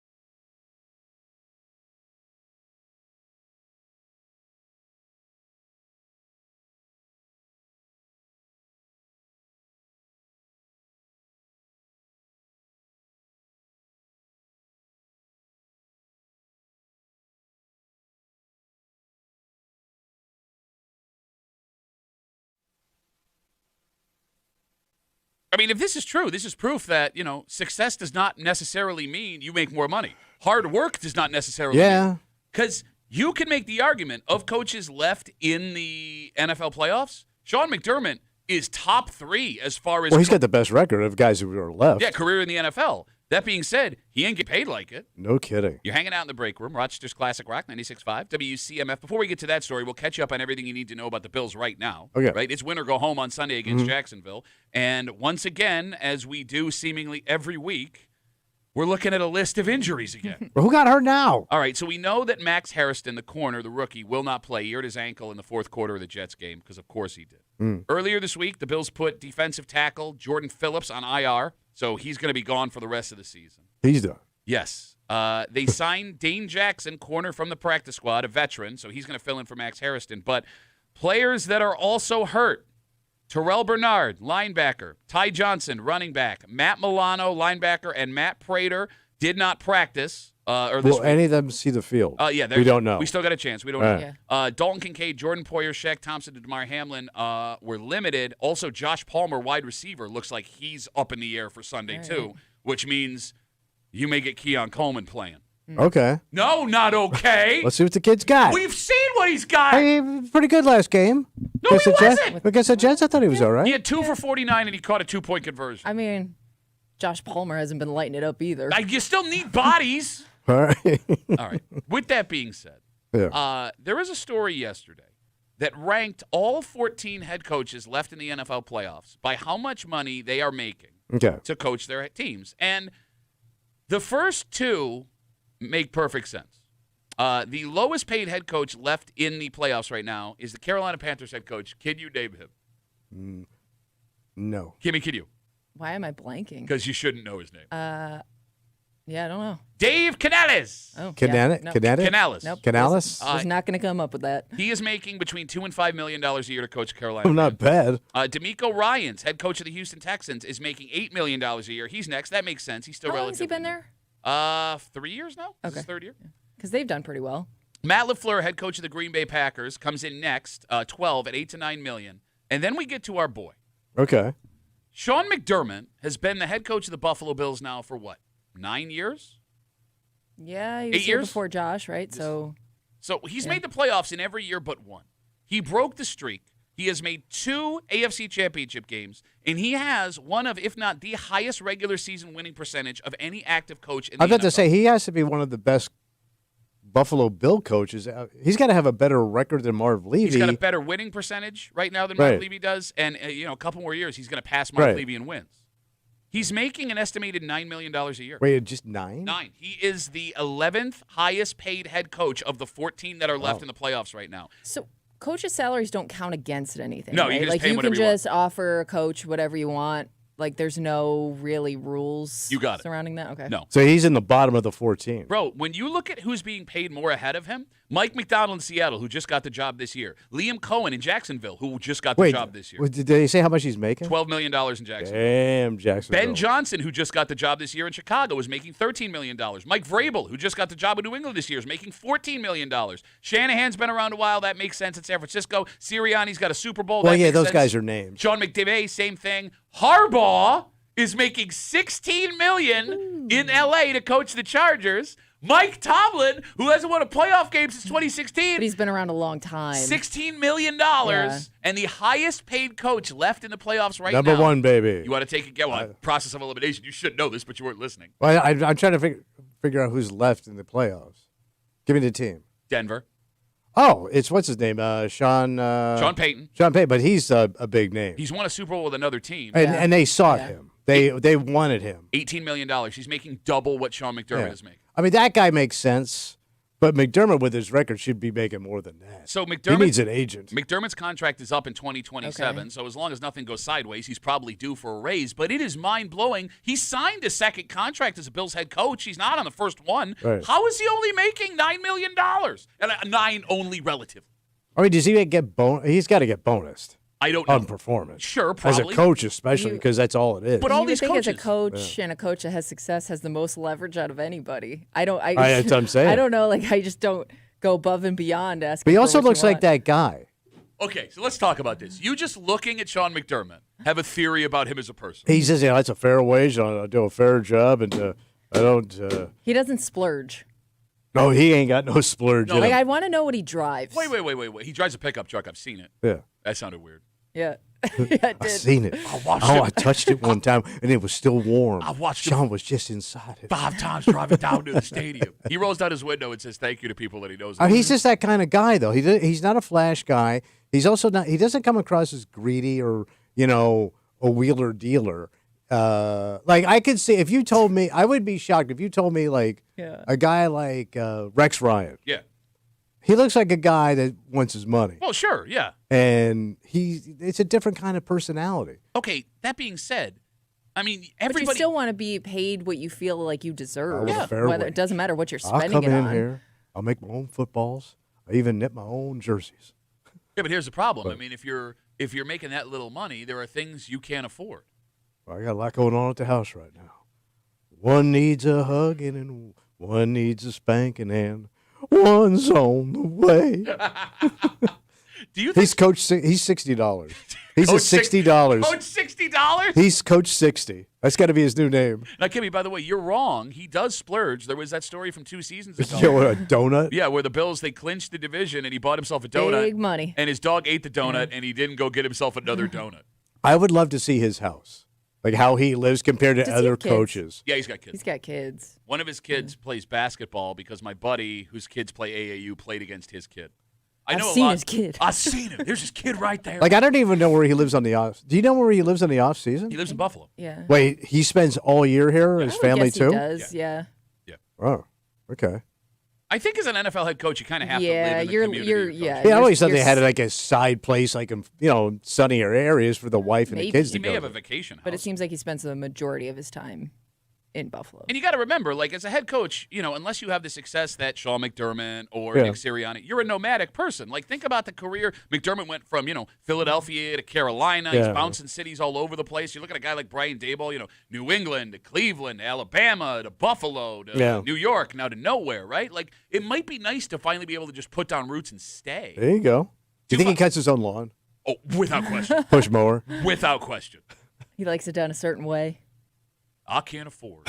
God coming on over on his own riding tractor. 252 WCMF. We have a ranking of the highest paid coaches, lowest to high, left in the NFL playoffs. And shockingly, Sean McDermott, one of the most successful coaches in the NFL right now, is ranked at 11, making $9 million a year. Almost every new coach that is in the playoffs is making more than he is. The fact that Vrabel is getting $14 million is a slap in the face. What a slap. If I'm McDermott, even if I'm Mr., if I coach $60, I see that, I call my agent and I go, you renegotiate you can negotiate Yeah, the you next took contract. my boy and you're going to pay him that money. I wonder what Belichick was No, making. you're thinking of Daboll, not Vrabel. Oh, I'm sorry. Idiot. Sorry. I wonder Well, I what, wonder what he makes. Coaching the Giants. I bet you he got a fat contract for New York City. I'm sorry. I wonder what Belichick was making. Oh. Oh. At the end of his run in New England? Yeah, like if that kind of bumped up his salary a little bit. Doesn't matter. All right. Kimmy, can you Google what Daboll got? Because, if he was making, I would be furious. Wait, I bet you it's close. Well, no, I mean, but Dude, what? you're taking a chance on a first-time head coach. But it's still New York. I don't think that cost of living factors into $1 million coaching contracts. I mean, they did seek him out. They wanted him. Yeah, but $5 million annually. okay, so there you go. He was still lower. Way Yeah. lower. So he made about Surprised he's $30 that million fat. over 5 year over the 5 year Right. deal. Bro, you can get a lot of buffets for $5 million. That's true. Like I obviously want to beat Jacksonville because I want the Bills to advance. Oh, of course. Right, and I also I'm starting to dislike Trevor Lawrence because you've planted that seed in my head. That he looks like white trash. But He's trash boy. Now that I know that the head coach of the Jags, who is unproven, is making $3 million more a year Yeah. than Sean McDermott, now I really want to beat him. I don't know why I feel this undying loyalty to Sean McDermott. Well, right yeah, now. because he's like a regular guy at $9 million. No, it is so silly. Right? I know, but I know. it's all relative, right?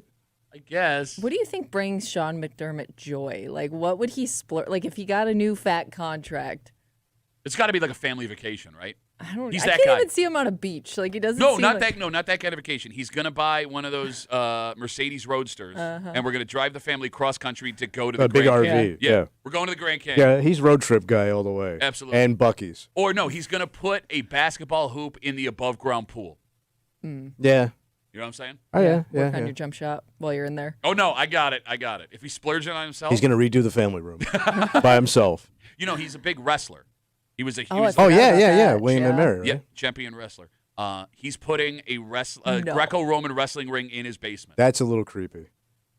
Remember, there is a story that Tommy told, and we'll move on after this. It's one of the greatest stories of all time. So when you guys, back on the early show. So one of these coaches, he was a defensive coach for the Bills. I forget which guy. And he looked like a guy who could still play. And this was in like the late 90s? Yeah. So all the coaches were taking their guys out to do some, dinner over here for So like this. the wide receivers coaches yeah, would take their. they would, yeah. He invited all the defensive guys over to his house to wrestle him one at a time at his house. Okay. That was what take me on. One at a time, he wrestled every guy on the defense. All right, I know that sounds really creepy. Yeah. And it is really creepy. What are you trying to prove? Oh, I know exactly. That he's the man. Yeah. Okay. I kind of respect it. No. Well, he's also this guy like, Makes you a psychopath. he is. Oh, He yeah, is. I know. It makes you a Oh, psychopath. yeah. It does. But But a respectable no, psychopath. Yes. Like, let me put it this way. All right. We've got our new boss that's working here, Yeah. right? You were brown nosed Yeah. a couple days ago. Yeah, right behind you. Yeah, well, I was sitting talking to your ex-wife because she's more pleasant than you are. If he called us upstairs today, Yeah. every guy in his office, Yeah. and goes, all right, everyone take your shirts off. Come in my office. We'll wrestle. Like, if he physically dominated you in a wrestling match, Yeah. you couldn't ever say anything to him. True. Right? That's true. I think Maybe that's what you should do. that might be a sneaky, brilliant Corporate move. wrestling. All right, hold on. All right. Serious question. All right. All right, today, boss comes in. He walks in. All right. He goes, all right, take your shirt off. We're going upstairs, All right. and I want to Greco-Roman wrestle you. Would you say no? Oh, I'm taking my shirt off. I'm going to make him go through with it. Do you let the boss win? No. Or do you try and take him down? Oh, yeah. Especially with my nasty little body. He'd have to touch. That's his wrestling name. Tommy Nasty Little Body Muley. All right, let's take a break. This is a nightmare family scenario. Oh. Because, like, anybody calling you at, like, 2 in the morning saying... It's a disaster. Well, they Thumbs need to up. be picked up at the police Yeah. station. It's bad. Yeah. But on this day specifically, Yeah. it's the worst day of the year. So much so that it could alter family plans forever. Damn. And we'll explain next here in the break room on CMF.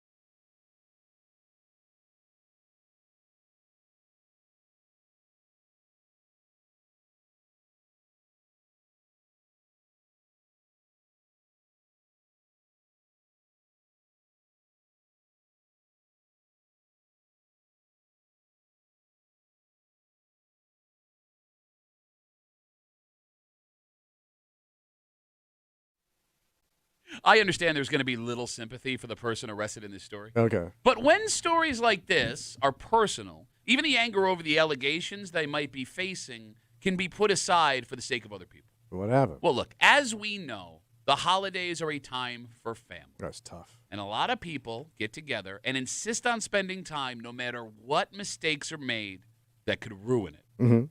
You're hanging out in the break room. Rochester's Classic Rock, 96.5, WCMF, just after 8:25, 8:30. Yeah. Like a month ago, we told you the story of a former NFL player whose ex-wife went on a podcast and said the reason they were divorced is not because he cheated or they don't get along or anger or anything like that. It was because of what he had in his pants. Do you remember this story? He was too big. You got it. Wait. If you didn't hear it, we'll recap everything she said. We're talking about it again today because despite the fact that's the coolest thing any ex could ever say about it, Yep. this man's not happy. Like court case not happy. Really? This And is going to be a She first. get in trouble. We'll get into it Good luck finding that in the law books. just after 8:30 here in the break room on CMF. So, Tommy, this story happened all the way back on Christmas Eve, but we are just hearing about it this morning. What happened? A 43-year-old woman in the town of Perry was arrested, charged with felony DWI. And if that wasn't bad enough, she was also charged with aggravated unlicensed operation of a vehicle. So allegedly driving drunk, no driver's license. That's all we know. She's got a court date coming up. And this would normally be a cut and dry DWI story. Yeah. If it didn't happen on Christmas Eve.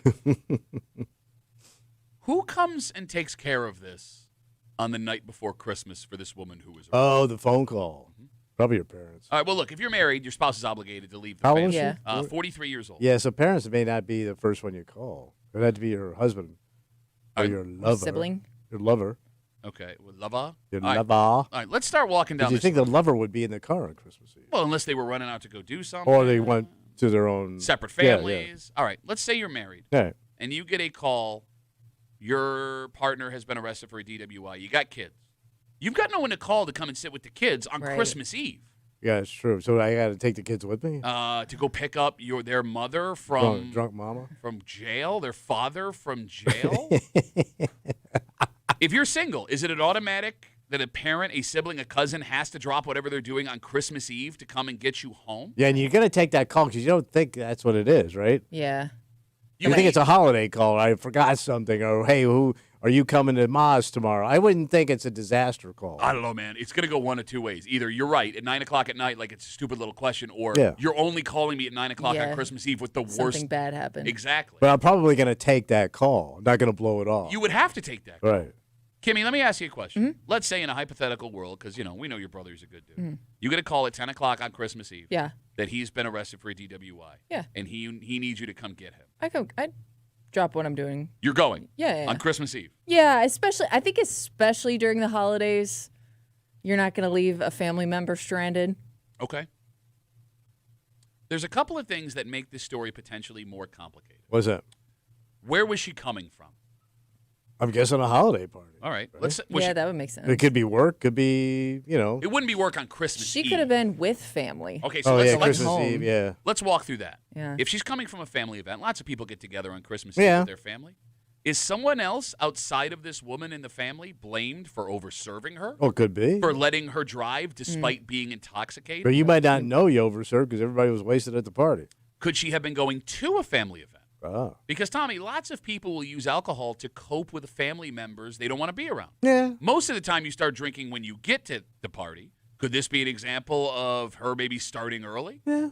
I mean, a lot of people do. Yeah. But what time was it? I don't have a time. I Oh. just have Christmas Eve. I think the most important question here, What's that? when it comes to personal stuff with your own family, if this is someone that is in your circle, Yeah. does a family member's DWI on Christmas Eve cancel what could be happening that night or the next day? No. No? You don't even want to think? Not going to cancel the whole thing. Like if it happened before the party was supposed to take place. I mean, bro, let's say you're having, I have my family over on Christmas Eve. Yeah. Yeah. If my, in a hypothetical world, brother gets a DWI Yeah. on the way to my house, I can't have that party with the rest of my family? Where's Ryan? Okay. So if the party's in full progress, yes. But all right. So let's say You're having everybody over Christmas Day. Yeah. This goes down Christmas Eve. You still got to have Christmas. I don't know if I'm going to have. Yeah, but you're Got all that gonna have food to and everything. explain it either way, Right. right? Because like if you're calling everybody last minute to say party's canceled, they're gonna wonder why. And what's the sense of canceling the party? Well, You already got all the food. Right. And the depending kids- on how many people you're the hosting, kids like, all this wanna is get something together? planned for. Yeah, the kids too, right? yeah, but here's the problem. All right, let's use Christmas the next day, right? Yeah. Like the night before, your brother gets a DWI, and you're gonna get together.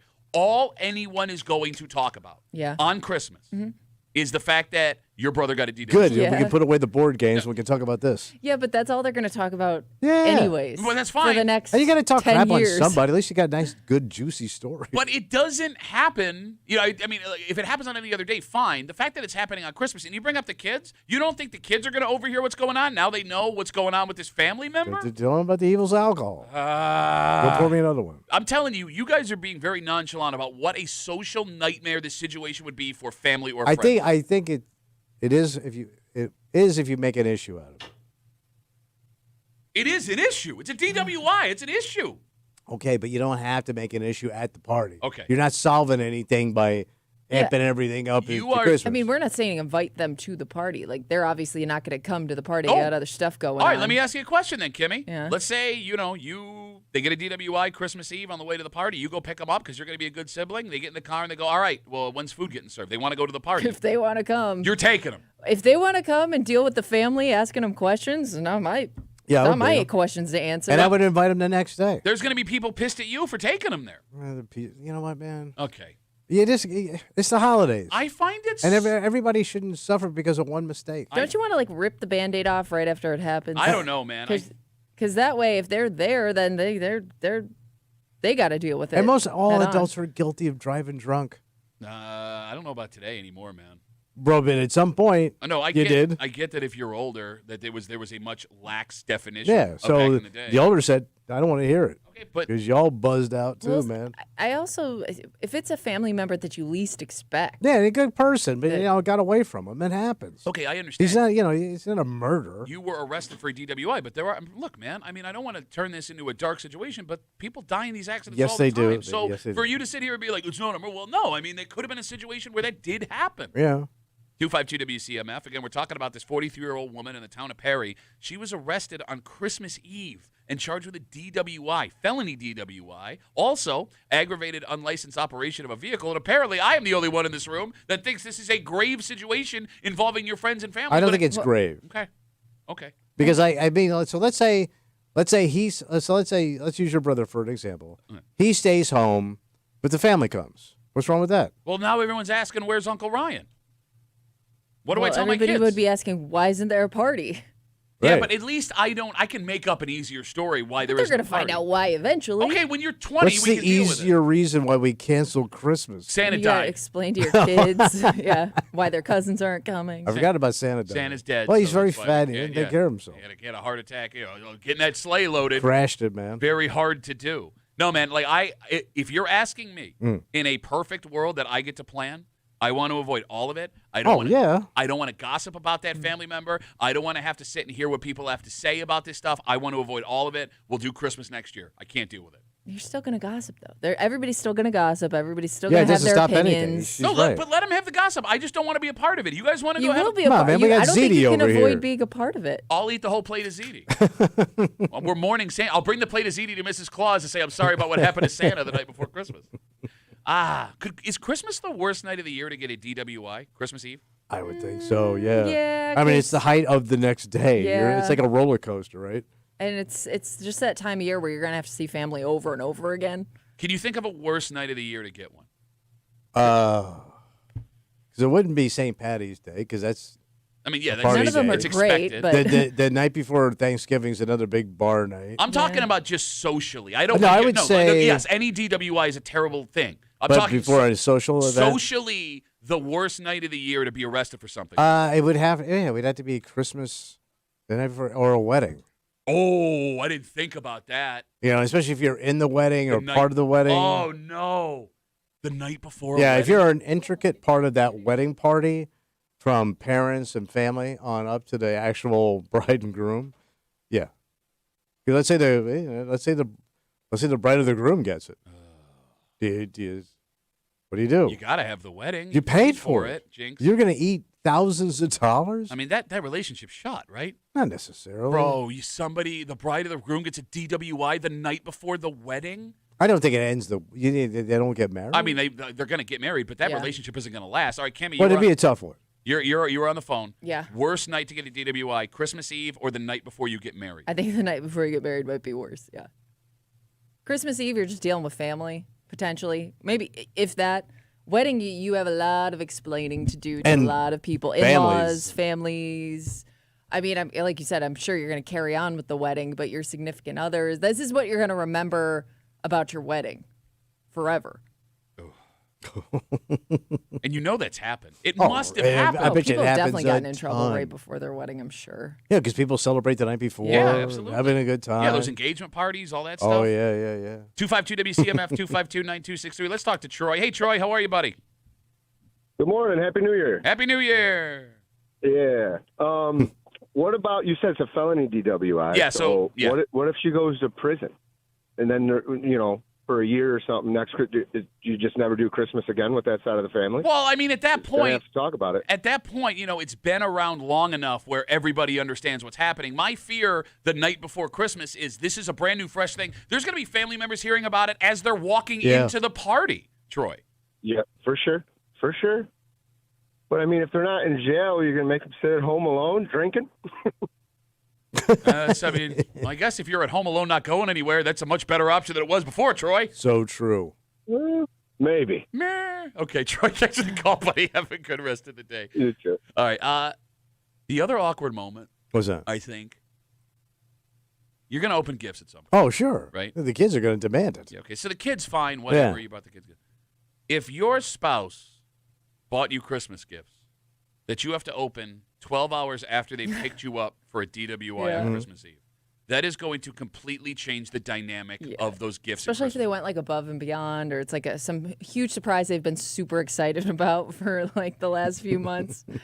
Yeah, that's going to take some of the fun out of it. I mean, I know it's not even close, but I think as a man, we've all given gifts to women that we had gotten in fights with like the day before. Oh, sure. Right, Valentine's Day anniversary. And like you both begrudgingly open gifts and you have to like act like you're thankful enough to not look like a dick, but you can't. But let them know that you're still upset. Exactly. Yeah. Oh, wow. Thank you. What if you got them booze? Oh, my God. Or a new car. We got Instagram messages coming in. You can always get us at Duffy on WCMF. All right. What? I take it back. What happened? I think we figured out the worst time to ever get a DWI. Because we were thinking Christmas Eve or a wedding. The night before a wedding. Justin writes, my dad got a DWI in front of my house at my 10th birthday party. Ooh. Wait, in Happy front of the birthday, house? son. My dad got a DWI in front of our house. So they pulled him over right when he's going home? Because your friends saw it too. Oh, yeah. That's even more embarrassing. What do you do? They had to do the sobriety test? Oh, my God. What do you do? I don't know. Well, You what do you mean? can't Nothing. explain it away. Or, No, there's nothing to do. It's self-explained right there. Daddy got arrested. No, I still don't think, Tommy, you would have to tell every parent of kids that are at your house what happened. Well, they would know because it's right in front of your house. Unless the kids got dropped off. Oh, true. You know what I'm true. saying? So you would have to explain to every Don't parent. say anything. You can't not say If anything. they don't know, don't say anything. No, what the kid's going to say, hey, Justin's daddy just got put in handcuffs before his party and taken away. The sobriety test in front of the... Yeah. Oh, no. He's doing pin the tail of the donkey with the officers. That's the worst one, right? Yeah. Well, it's right up there. Any family event where any like event, let's say you were going to the park for a family reunion. Okay. And you get arrested pulling into the parking lot of the park in front of everybody. The cooker's out, the jams are going, kids are running around. Hey, look at Uncle Ted. He's talking to that cop. I would take that 5 times over my kid's 10th birthday. All right. That sticks. I mean, this Well, then you're talking like graduation parties. Oh, that's and by another the way, one, yeah. They serve a lot of alcohol at those parties. You're right. You're absolutely right. All right, the moral of the story is the obvious one. Don't drink and drive. Yeah, just get an Uber, man. It's easier than ever to not have to drive drunk. It's the easiest time in the history of America not have to drive drunk. That's true. So don't do it. Yeah. All right, let's take a break. There is a disconnect here. Between who? I assume that every man in America would want their ex-girlfriend or ex-wife to publicly say this about them. Oh, yeah. There are worse things that could be said about you for a breakup. After a breakup. It's the greatest thing you could tell anybody about a guy. Thank you.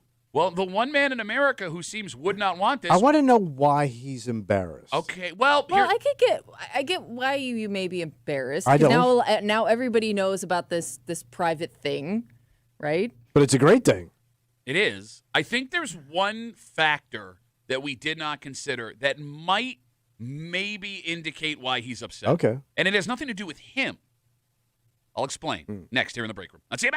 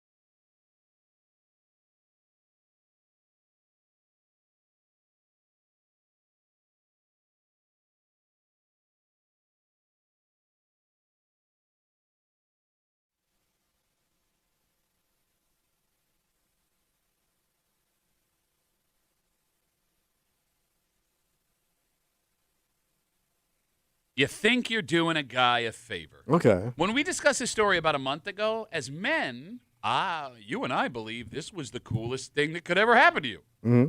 But the guy at the subject of this discussion seems to disagree. So it sounds like he's got shame. What else would it be? Well, look, despite getting what almost every single man would see as the world's greatest compliment, he is so upset. He's gotten the law involved with his penis. So he's suing? You're hanging out in the break room. Rochester's Classic Rock, 96.5. WCMF, just after 8:45 this morning. One of the big claims the Rochester International Airport and Awning Emporium loves to make is that it is super cheap to fly out of Rochester because of all the low-cost carriers that exist. Yeah. Well, the most famous, arguably, low-cost carrier had their final flight out Oh. of Rochester yesterday. And we'll get to that just after 8:45 here in the break room on CMF. Just over a month ago, we told you the story of former NFL player Matt Khalil and his ex-wife. And what made this story so unique is this couple did not divorce because they hated each other.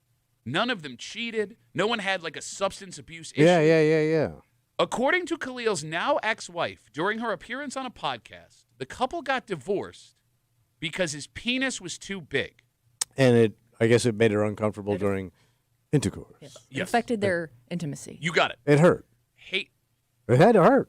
Haley Khalil, the ex, who is a former Sports Illustrated swimsuit model, said that his penis was, and I quote, the size of 2 Coke cans on top of each other, maybe even a third. Damn. There's your new Coke. She went on Don't choke on that Coke. Too far? Yeah. Always. She went on to say that the couple looked into every avenue they could to make this work. Well, you'd have to stretch her out. She said that she tried stretching exercises with her body. Her not like that, you idiot. She's not ripping a white undershirt off of herself. She's not the Macho Man Randy Savage. She also said that they looked into liposuction surgery for him. To take the fat out of his dog. Yeah. How do you Does know that that was work? a thing? Can you Google if penis liposuction is That a real thing? wouldn't I mean, work. how much? You don't have any fat on your penis. I don't know how big of a difference that would make. Do you have a fatty penis? Can you have a fat penis? Like it's got fat on it. Every part of your body has fat No, on it. there's no fat on your penis. I think there's fat on your penis. Where? It is possible. My penis got a gut. You got a dog gut. Dog gut. Is that a thing? I mean, if it wasn't a thing, why would she say It it out is. loud? It is a thing. Okay, so removes fat. I would think they would inject fat into it to make it thicker, They but also- that's suck Well, they it out. say That's your mom's job. removes fat, which can reveal more. She's fat sucking. can reveal more. To reveal more of the shaft and improve visual length. Oh, you're talking about liposuction at the base. No, well, I guess that's where they do it. Okay. All right. Yeah. Anyway, the bottom line is this. So none of it worked. Yes, nothing she tried, everything was still and nothing they tried worked. The whole situation was just too painful for her, and that caused their divorce. And when we first covered this story a month ago, Tommy, you and I thought this was the greatest thing an ex could ever say about their former guy. Yeah, tell everybody. Right? Oh, his penis was too big, he was too funny, he made too much money. Yeah. But apparently, Matt Khalil disagrees. And what's the basis of his lawsuit? So his lawyer claims. All right, so this week, the former offensive lineman filed a lawsuit against his ex, claiming her comments about his dong were an invasion of privacy. The lawyer claims his ex made, quote, degrading and deeply personal comments that subjected him to unwanted attention and invasive commentary from the public. Stop looking at my penis. The lawsuit also said the comments she made enriched her life based on all the attention and increased engagement she got after going viral, and you can't really argue that one. She's a supermodel. Was a supermodel. Now she's super sore. She bow-legged. Matt Khalil and his lawyer are looking for $75,000 in damages. That's it? Well, I mean, it feels like it's more token. Yeah, I was going to say it's more of the principle. Of I mean, it's a thing, kind of a guess. stretch on his ass. No, the stretch was again on her. The only thing if you're trying to make this go way faster, this isn't the way to do it. But I guess I get if you're really, really upset by these comments. Because making a statement. I mean, he is remarried too. I don't know if that is All right, something. put a pin in that. Okay. Put a pin in okay. that. Do you think if he gets a boner, he goes unconscious? She does when she sees it. No, I'm serious. Think of all the blood that would No, have. but he's a big guy, though. Yeah. I mean, I think it's all proportional. 3 cocaine. No, it's not necessarily the case. I heard from other guys. Yeah. But I think if you're a big man, you got a big crank. It doesn't really, it's proportional. Okay, this is one Coke can. Right. And by the way, this is her. I doubt it's really 3 Coke. I love how it was only a matter of time. He's not that big. Not that big. She says it. He's suing. Where's the lie? Okay. Where's the lie? Okay. So, it kind of feels like Matt Khalil is killing the goose that laid the golden egg here. All right. Unless, as a room of people without giant penises, we are missing something. 252-WCMF, 252-9263. You say he has no right to be upset. By the way, you got it all, bro. You got to be a professional athlete. Yeah. You got gifted a big penis, and you were married to a supermodel. Yep. An SI supermodel, I believe. SI Super. Yeah, that's about as fine. That's about a finer run as you could go on as a man. I'm suing. I guess though. Too much for me, thank you. No, it was too much for her But again. if She you're should be somebody, suing. if you're somebody that doesn't want to be remembered for this and this only, Kimmy, I get what you're saying. like if it takes away from all your other accomplishments, because now you're just a punchline. I would argue that's still the greatest accomplishment of all time. Punch But the you line away. never accomplished those other things. Okay. You didn't work your whole life to become an NFL player, only to be known as a guy whose marriage ended over your large penis. All right, I want to ask a serious question to men, and All I right. want phone calls. The phone number is 252-WCMF, 252-9263. Because I don't know yet where I fall on this. All right. If we could snap our fingers, Jeannie shows up, and this Jeannie says, I can give you a 3 Coke can penis, or you could be a professional NFL player for 6 years. What would the average man choose? An NFL player? NFL player for 6 seasons, Well, you'd be rich. middle-of-the-road guy, average salary, or a 3 Coke can penis? Which one would you rather have? I mean, you'd probably have to go with the money. But you're because also of you're putting your body at risk, your mind at risk. I mean, all of the things that would come with the NFL career, the positives and the negatives, just like the penis, the positives and the negatives. Oh, yeah. You're right. I mean, I get the money is enticing, the fame is enticing, living out a childhood dream would be awesome, but that penis would stay with you forever, man. All right, so do you think I should take that? I don't know. I don't know what I would do. I mean, I would lose 2 inches, but maybe so. But it's a good joke. It's a mathematic joke, and I'm not good at mathematics. Mathematic. 6 years of a fantasy versus a lifetime of a huge penis. I just think a huge penis like What that is would it? be so much goddamn fun. But it obviously doesn't do much for you if you're having Good for me. relationship problems. For some women, Relationship. I'll find somebody wide enough. Maybe So he I- doesn't. Maybe he won't. I don't know. But Yeah. but that comment I think brings us to the biggest problem here. And How Kimmy dumb touched you on all it. are. No. Hey, Money, fame, and notoriety. I'll take a big penis. Kimmy, you watch these Who are you former trying to impress? Who does that impress? everyone. By the way, I would get a gym membership tomorrow. it would impress my right hand. Swinging it around. I'd be knocking things off of tables on purpose. I'm kidding. But so you're just trying to impress other dudes with your big penis. Yeah, is that a problem? Okay, There would also- whatever you want to live for. There would also be other women impressed. Okay. I would just think rubbing around on a big one would be a ball. I don't know if my hands are big enough to get there. I don't care. Yeah, what if that affects that? Like, what if you physically have a hard time 2 doing hands. that? Because it also says, What? no, don't do that. What? That's what I would do. Can you call HR, please? Because you were talking about how you might pass out if you get a boner. Yeah. And because I looked it up and it says you may have a harder time getting there the larger your penis. Okay. Wait, because it's got so far to Because travel? it requires so much blood Is it like flow. going to Mars? Takes like a year. No, idiot. The science. You- You get an erection because of the rush of blood to your Right. the rush of blood to your penis. Yeah. Yeah. That's why Viagra, which was a heart medication, turns out gave everybody boners. Yeah. All right, if you're just joining us, 252-WCMF. About a month ago, we told you a story about former NFL player Matt Khalil. His ex-wife was on a podcast. She's a former SI swimsuit model. She said they divorced not because of substance abuse or cheating. They divorced because of his giant penis. She said that it was like 2 Coke cans on top of each other, maybe 3. She said that she tried stretching. They looked in a liposuction for his penis. None of it worked. It was just too painful, and that led to their divorce. She said she still loves him. They're still very close, but not as close as she thought. Yeah. No. Because after she made that appearance, Matt Khalil's lawyer reached out to her. He is suing her for $75,000, saying that, quote, she made degrading and deeply personal comments that subjected him to unwanted attention and invasive commentary from the public. Again, $75,000. The question we are asking right now Would you rather play in the NFL for 6 years or have a 3 Coke can penis? Kimmy, in the beginning of this conversation, you touched on the one reason I would understand why he might be upset. He is remarried as of 2024. He's been married to another woman. So I would see how that, you're in a new relationship that's going to affect both of you. And she can take it. That's the problem. Yes, Girl can take it, She's going to get made fun of, or whoever you're with in the future is going to get made fun of. She enjoying that for this comment. Is she pissed off? Yes. She would because everybody's saying you lied. And I think that's a fair thing to be pissed off about. No, I agree with Kimmy. Stop saying. Why'd you say it 3 times? I didn't. Because you're kind of saying, like, down the hallway. Not his. It's like a whole cart of hot dogs. Because you're kind of saying, like, we broke up because, I couldn't handle it. But she over there, she's doing just fine.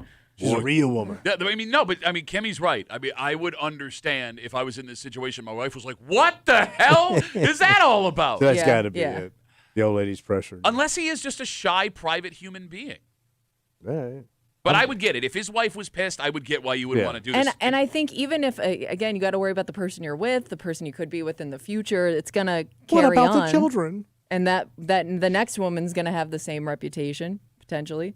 All right, we got Instagram messages coming in. The question we asked a second ago, would you rather be an NFL player for 6 years as a man or have a 3 Coke can penis? Scott writes us, NFL player would get you money and get you laid because you're a football player regardless of size. Valid point. But you said the physical toll it takes on your body in 6 years, you could be in really rough shape. Yes, but Miss Chudmuffin writes us, so you want to talk about physical toll. Yeah. Valid point. What happens when you get old? You start to slouch. Will it eventually start dragging on the floor like a kickstand? There would be a physical toll from the giant penis, too. Yeah, let me get there. Would, like Kimmy said, it would be harder to get an erection with a larger penis? Does that mean we don't know that? Would you have earlier ED problems than the average man would? Yeah, but that's fixable with pills. Maybe. Take the flutie pill. No. He's got to use the 2x4 program. Kimmy. Yeah. You ladies will lay bare all of the little details with your girlfriends about your guys' physical traits? To an extent. If it's somebody that I think it changes a little bit if you've known that person for a long time. Like, I don't want my friends to see my husband. If it's somebody you're going to spend a long time with, I think you're a little bit more reserved about what you share. Okay. Than if it's somebody who you feel like is just a fling. I get where you're coming from there, and I want to believe you. However, Tommy and I, as men, have heard women break down their husbands' bodily issues. Ain't that good? No. I don't know why anybody would tell you guys anything. I agree with what you're saying, but we heard them. Yeah. Right? Like, it does feel like, look, guys are really, really bad about a lot of things. But in this specific instance, and, this woman doing it proves it, I feel like women feel they can say whatever they want. They can. About the bodies of men they've been with. And it feels a hell of a lot different if I were to come in and break down, like, the genitals of a woman I've you couldn't. It's gross. I've heard you guys break down things We've never done of people in the past. Things that I just didn't want to be in the room Exactly, for. And it felt different. You were laughing about this story, and you go, I don't like it.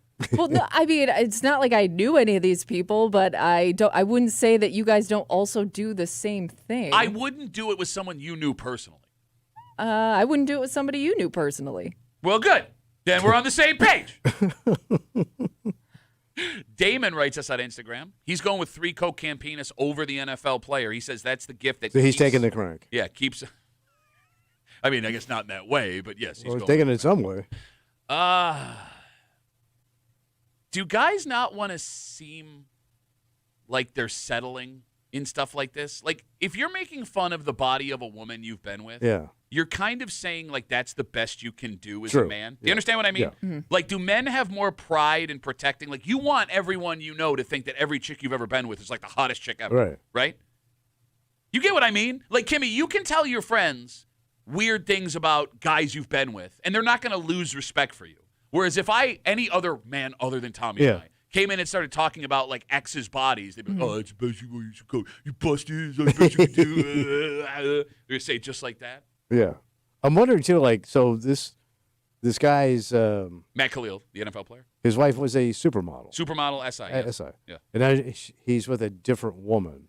Yes. who I'm guessing may not be as attractive. I saw a as picture of her. No, she's still she's a smoke. As a supermodel Yeah, chick? she's Oh, all right. yeah. So he didn't trade down. Kehlani.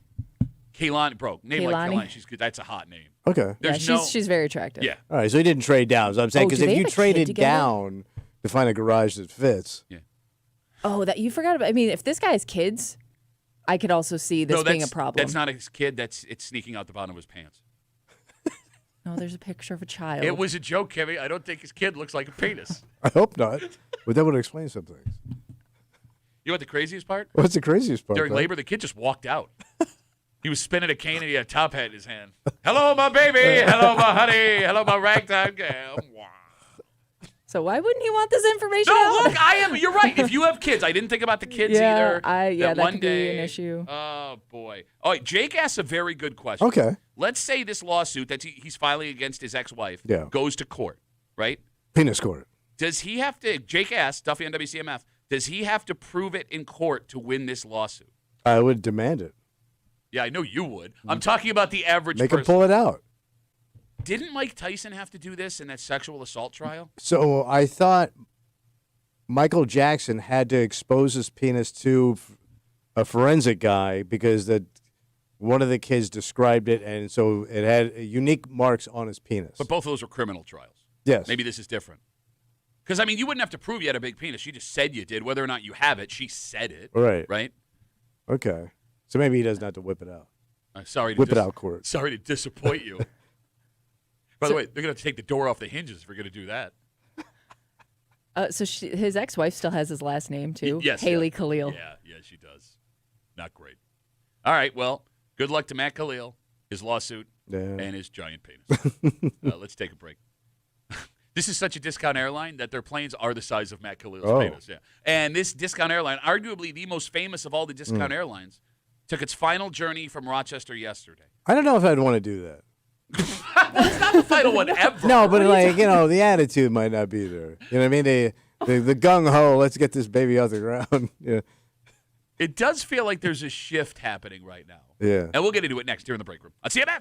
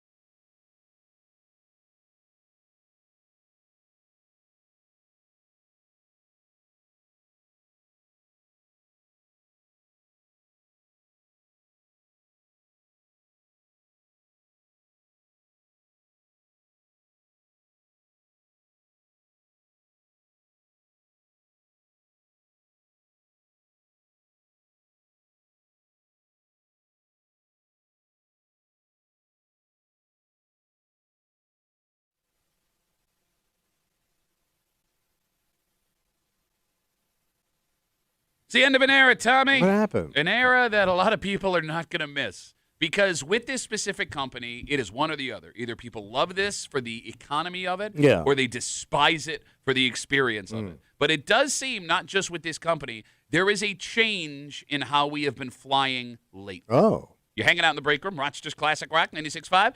WCMF, a big day at the airport in Rochester yesterday. What happened? The final ever Spirit Airlines flight left the Greater Rochester International Airport and Awning Emporium. Adios, muchachos. Yep, Spirit. They're Mexican? Oh, maybe a Mexican man in there somewhere. Why not? Spirit Airlines will no longer operate out of Rochester. They were famous in Rochester for the direct flight to Orlando. Southwest will be taking over that direct flight to Orlando a couple of times a week, according to Airport. So they squeezed them out, I guess. Spirit's been having bigger problems than just Rochester. Yeah. They've been pulling out of airports around the country. Little by little. Exactly. Did you ever fly Spirit? I have not, but I have flown discount. Okay. Well, yeah. Deep discount, like the original discount. So what the original discount was? People's Express. That sounds like a plane that's going to crash. Yes, it does. But it sounds like a plane that flew out of Moscow in the 70s. Kimmy, you've flown Spirit before. No. Oh, I thought you did. No, I've flown like similar. Like I feel like the Canadian version of it. I can't even remember what it was called, but it was like a bright pink plane that only flew out of Hamilton, Ontario. Okay. Like the early 90s and the rebrand of the discount, airline was like the greatest thing that ever happened. Sure, because it lowered, it brought all the prices down. And, it seems like every year there's like 3 or 4 airlines you never heard of that are all of a sudden popping up at the Frederick Douglass Airport. The only one that stuck was JetBlue. But they started out as a discount carrier. But they're not a discount carrier Not anymore. No. And like even Southwest, which started out as a discount carrier, yes, it's cheaper a lot of times, but it's not a discount carrier in the way it was before. Right. Are we no longer excited about discount airlines? 252 WCMF? Or could they not offer discounts like they Yeah. used to without going out of business because it's too the bottom line, it screws them. Oh, Well, it's hard business to- Tommy's back. Well, Hey, you want to talk numbers? The bottom line is got to Screw screw you. Well, maybe it's hard to keep it cheap because even if let's say you get a cheap airfare, if I have to bring a bag, then that tacks on like there are other costs involved that when you add it up over time, people feel like maybe it's not worth what they think they're saving. Which is understandable. Yeah. The knock for Spirit is they charge you for absolutely Yeah. everything. Yes. Like every single. Gas. Like if you wanted to drink a bottle of water on the plane, you had to pay for that, Yeah. right? But if I'm someone that's going on a semi-regular flight where I don't have to check a bag, If I'm a kid just traveling and Exactly. I'm not bringing a family with me. Yeah. like there's nothing more frustrating when you have to take a quick flight, you're not paying for anything to put on the plane, but they're charging you for all that stuff because it's built into the price of your ticket. But I don't know, man. It's a weird side-by-side because on one hand, we know that people have less discretionary income Yeah. than they have recently. But we're flying more than ever. And we're flying on more expensive airlines. Yes. So explain that to me. You can't. Because the numbers don't add up. I'm broke, but I'm traveling more. Well, Unless and I also don't know with some of those discount airlines, like if you don't have the flexibility to fly on certain days, that also takes you out of the equation. Yeah, you're right. Some of those discount airlines, Yeah, it's like a Thursday, Tuesday, yeah. Wednesday, flight there and back. I don't know. Off peak. It. What they call it in the flag game. Thank you. It feels like maybe, What? no matter what it costs, low-cost airfare is so miserable that we'll pay for Delta, American, JetBlue, Southwest. And it looks And like the some of little them- guys squeeze each other out, too, because if you get one, you get another one, you get Yeah. 3 in there. Yeah. The next thing you know, they're all gone. Or another one pops up, Yeah. like you said. Well, that's just it. Like as you There's going to be another one coming down the pike. You know it's going to come. You don't need another one because they already exist. Like, for example, just in the story on Spectrum talking about, again, yesterday was the last ever Spirit Airlines flight out of the Frederick Douglass International Airport. Like, Aveo Airlines, Avelo, Avelo. another discount, see, that was appropriate, will be offering multiple flights a week to Lakeland, Florida, also Orlando. Who doesn't want to go to Lakeland? But, like, you have... The gateway to the rest of I Florida. also don't get how they pick and choose the destinations. And by the way, you got to go to some busted side airport because Lakeland does not have a big airport. So it's going to be like a smaller Maybe regional that's not airport. so bad. No, but see, what you're hearing right now is why Yeah. people choose to fly Yeah. Delta, American. Because if you go to Lakeland and you Yeah. got to rent a car, Okay. they might not have a lot of rent-a-cars. That's not the reason you thought, though. For some reason, you equate wealth to the airport you show Oh, up. absolutely. I know. That's the But I stupidest would thing. think the smaller, the easier it is to navigate. Amen. Yeah, you're in and out Yeah, quicker. but you're all the way in the middle of nowhere. That's the problem. If let's Are say you're they going that to much Disney. further? What's that? Are they that much further? In Florida, yeah. You're in a swamp. I don't You'll know. touch water before you touch land. It's a semi-water landing. But, like, could you, Kimmy, just Google how far Disney is from the Lakeland Airport? Because it's 45 minutes from Orlando, an hour from Orlando. Right, but let's say it's north of that. Okay. I mean, you just added 2 hours to your trip with everything. You know, it's like going to Orlando with your kids. No, I get it. Like every second is precious. We got Instagram message coming in. Duffy on WCMF. Elite Strength 585 writes us.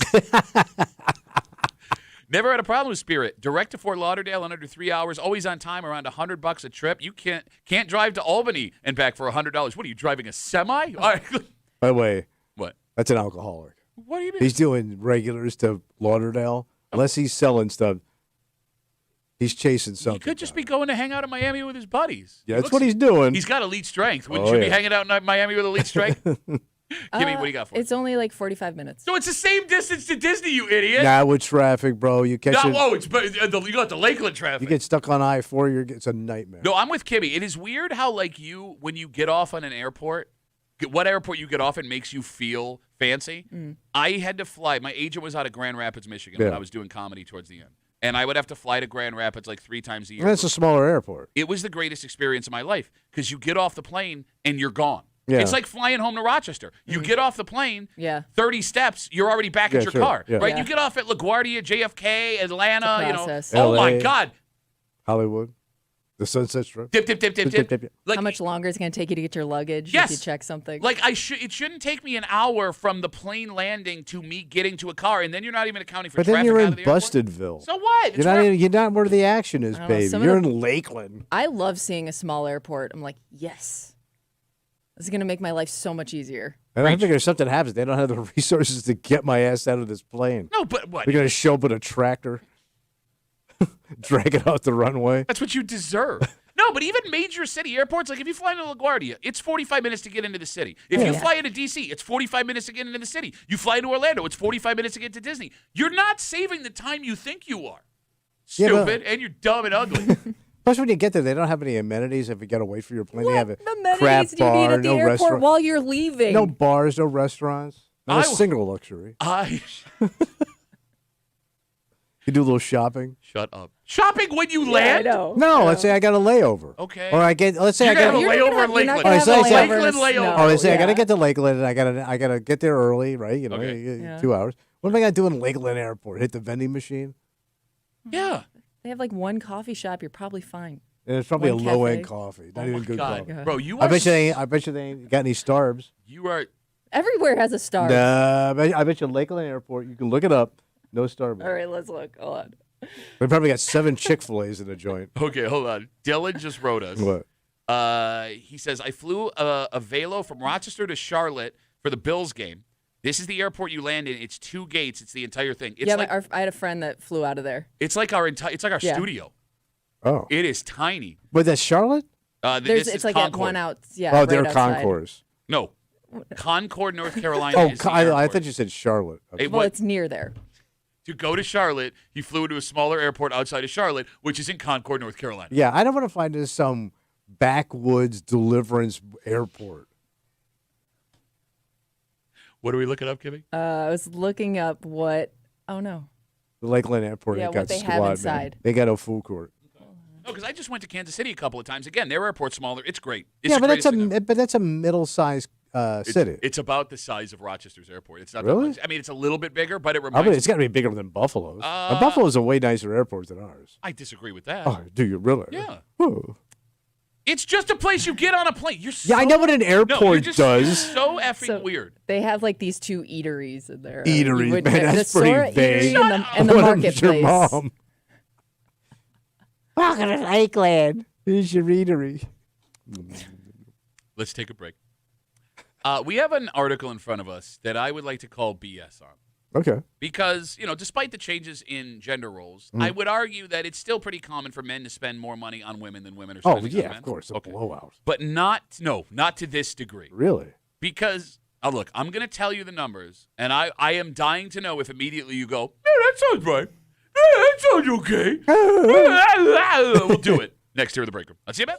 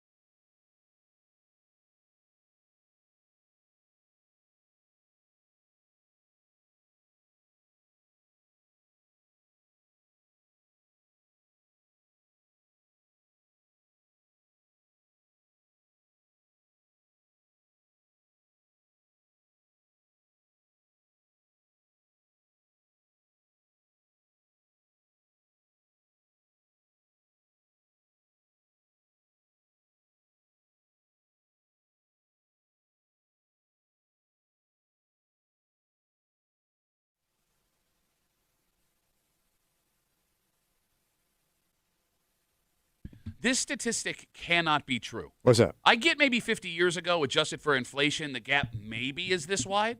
But these days, things are much more even financially for couples than they used to be. Despite Sure. LaGuardia. Despite that, this claim is flying around social media, and it has men all up in a tizzy. Okay. You're hanging out in the break room, Rochester's Classic Rock, 96.5. WCMF, just after 9:25, 9:30. You know, a lot of talk about Sean McDermott, his job security, what could happen if the Bills don't win this game on Sunday. I do think that we as Bills fans maybe take Sean McDermott for granted sometimes, because you could be in the spot that 7 NFL teams are in right now looking for a new one. Mm-hmm. And the spot that this one specific team that keeps making mistakes over and over again reportedly thinks is a good idea. Oh, no. Because coaching a young quarterback is tough. Oh, sure. Unless that young quarterback is your son. Oh, no. We'll get into it No. just after 9:30 here in the break room on CMF. A story in Business Insider Love that magazine. is making a claim. What do they say? Tommy, it wouldn't be shocking to find out the average man spends more on his lady than she would on him. No kidding. Okay. But this story claims that the average man annually spends $15,000 more than their woman spends on them. 15G? Let me say that again so everybody is with me. This story in Business Insider claims that the average man spends $15,000 more a year on his wife or girlfriend. 15,000. More. 15,000. Just that number More, alone. yes, than his wife or girlfriend spends on him. All right, let's break it down. Let's say you're 2 adults, you start dating this chick. Uh-huh. Yeah. And let's say you date her for a year. Sure. And you go out once a week. Okay. Right? And maybe a couple other things. And maybe you even take a vacation. And don't forget holidays and birthdays. Okay. I've broken it down, and I got numbers, and tell me if you think I'm wrong. Right. All right? Let's say, Kimmy, She ain't spending crap. you think 2 dates out a month is appropriate. I don't think you're going out once a week. No, let's say when you first start dating. You're not going. You're still You're not going out You're not going once a full week. once a week, Yeah. bro. No, I'm not You're talking not going them all busted out slam once a hogs you week. went out with. I'm talking a fine lady. Can we say $300 a month on dates would be an appropriate $300, number? that's you ain't getting nothing. $150 for 2 really nice dinners. $300 a week. And that's Or a assuming month. she doesn't pay for any of them. Yeah. Champagne squad. Okay, Kimmy. So at 12 months, we're at $3,600 a year. A $2,000 vacation fronted completely by the man, which is still very generous. We now are at $5,600 a year. I think you're lowish. Christmas, anniversaries, I caught it. Valentine's Days, birthdays, $500 each, still generous. Now we're at $7,600 for the year. We're only halfway there. Where's the rest of the money? It's all the nickel and diamond stuff too, man. We just named all the Movies, nickel and this, that. diamond stuff. What's Movies? that? Who goes to the Yeah, I mean, movies anymore? What is she, a big Marvel fan? I don't know. You are gonna look at What me. about side trips? Little side trips, day trips, going up to Toronto, going over here, going she over there. doesn't pay for any of They it, and never we're still do. having a tough time coming up with that number. Because I say right now, I'm going to say right now, if you're a guy dating today, if you got a steady girlfriend, you ain't Steady, married. what are you? Like this is your Where woman. you live in Riverdale? If you're you go- go and what- steady with Becky. By the way, what age are we talking here? Let's say you're a 30-year-old guy, and she's about the same age. Yeah. And you're dating for a year. It's going to cost you $1,000 a month to hold on to that chick. No effing way. And that's still You ain't- $3,000. And that's you still ain't seeing no nips. And that's still $3,000 short if she spends no Again, money. like I don't She ain't know spending. anybody dating. You might have to any pick up woman her birth dating that- control. I've had to do that before. Covered by insurance most of I the know, what are time. you talking No, about? some of these busted ass chicks ain't got no insurance. Oh my God. But you know I'm right. No, I don't. I've been arguing with you the whole time, actually. What Now you're also picking up $2,000 her vacation? You prescriptions. going to Hershey Park? You ain't getting no Hershey Park. When's the last time you spent more than $2,000 on a vacation for Vacations your are very expensive. wife? No, you didn't answer the question. To go to Florida? Let's, all That right, so you you're paid gonna- for the whole thing. Spirit Airlines? Yes. I'm sorry. Was that airport not nice enough for you when No. you landed in Lakeland? Vacation is going to cost you $4,000 minimum. All right. The phone number is 252-WCMF, 252-9263. So in this article in Business Insider that claims the average man spends $15,000 more on their lady than she spends on him a year, they label the cost as, quote, romantic expenses. And in this article, they count dates, vacations, gifts, special occasions, and what they describe as their partner's personal needs, which I guess birth control, if you're paying for it, would cover. Which, by the way, I'd much rather pay for birth control than a child. I understand, but let's say when you're just sliding over her house midweek to watch a show or something. Yeah. You can't walk in empty-handed. Okay. You're gonna have to bring But again- booze. You're gonna have to bring her favorite wine. about? You might No, have to. you You might have don't. to bring food with you. But You even know. if you bring food, that still doesn't add up. It still doesn't add up. You've never been wooed. Not where somebody's spending 50. My Are husband you- doesn't spend $15,000 more dollars on He it. never Like, wooed we you. would be broke. What's the most wooed you've been? The most wooed? Yeah. I don't know. Going out to dinner? Like, No, it's give me nothing a woo. All right, All right, hold on. extravagant. No, here's the way to ask the All right. question. All right, Kimmy. Yeah. The phone number is 252-WCMF 252-9263. She's never been wooed. What is the most amount of money a man has ever spent on you in one shot? Whether it's a dinner, whether it's a It vacation, had to whether it's just a gift. be a dinner. I never went on vacation with anybody. I probably really until my husband. Like I never you like never been went on a like boyfriend vacation? I'm trying to remember. You know why? Every day's like a vacation with Kimmy. Right, No, guys? no pets. Like I would go. Yeah, no. I mean, other than like a dinner, So nothing. can you think of the most expensive dinner a man has taken you out to? What Applebee's did it happen in?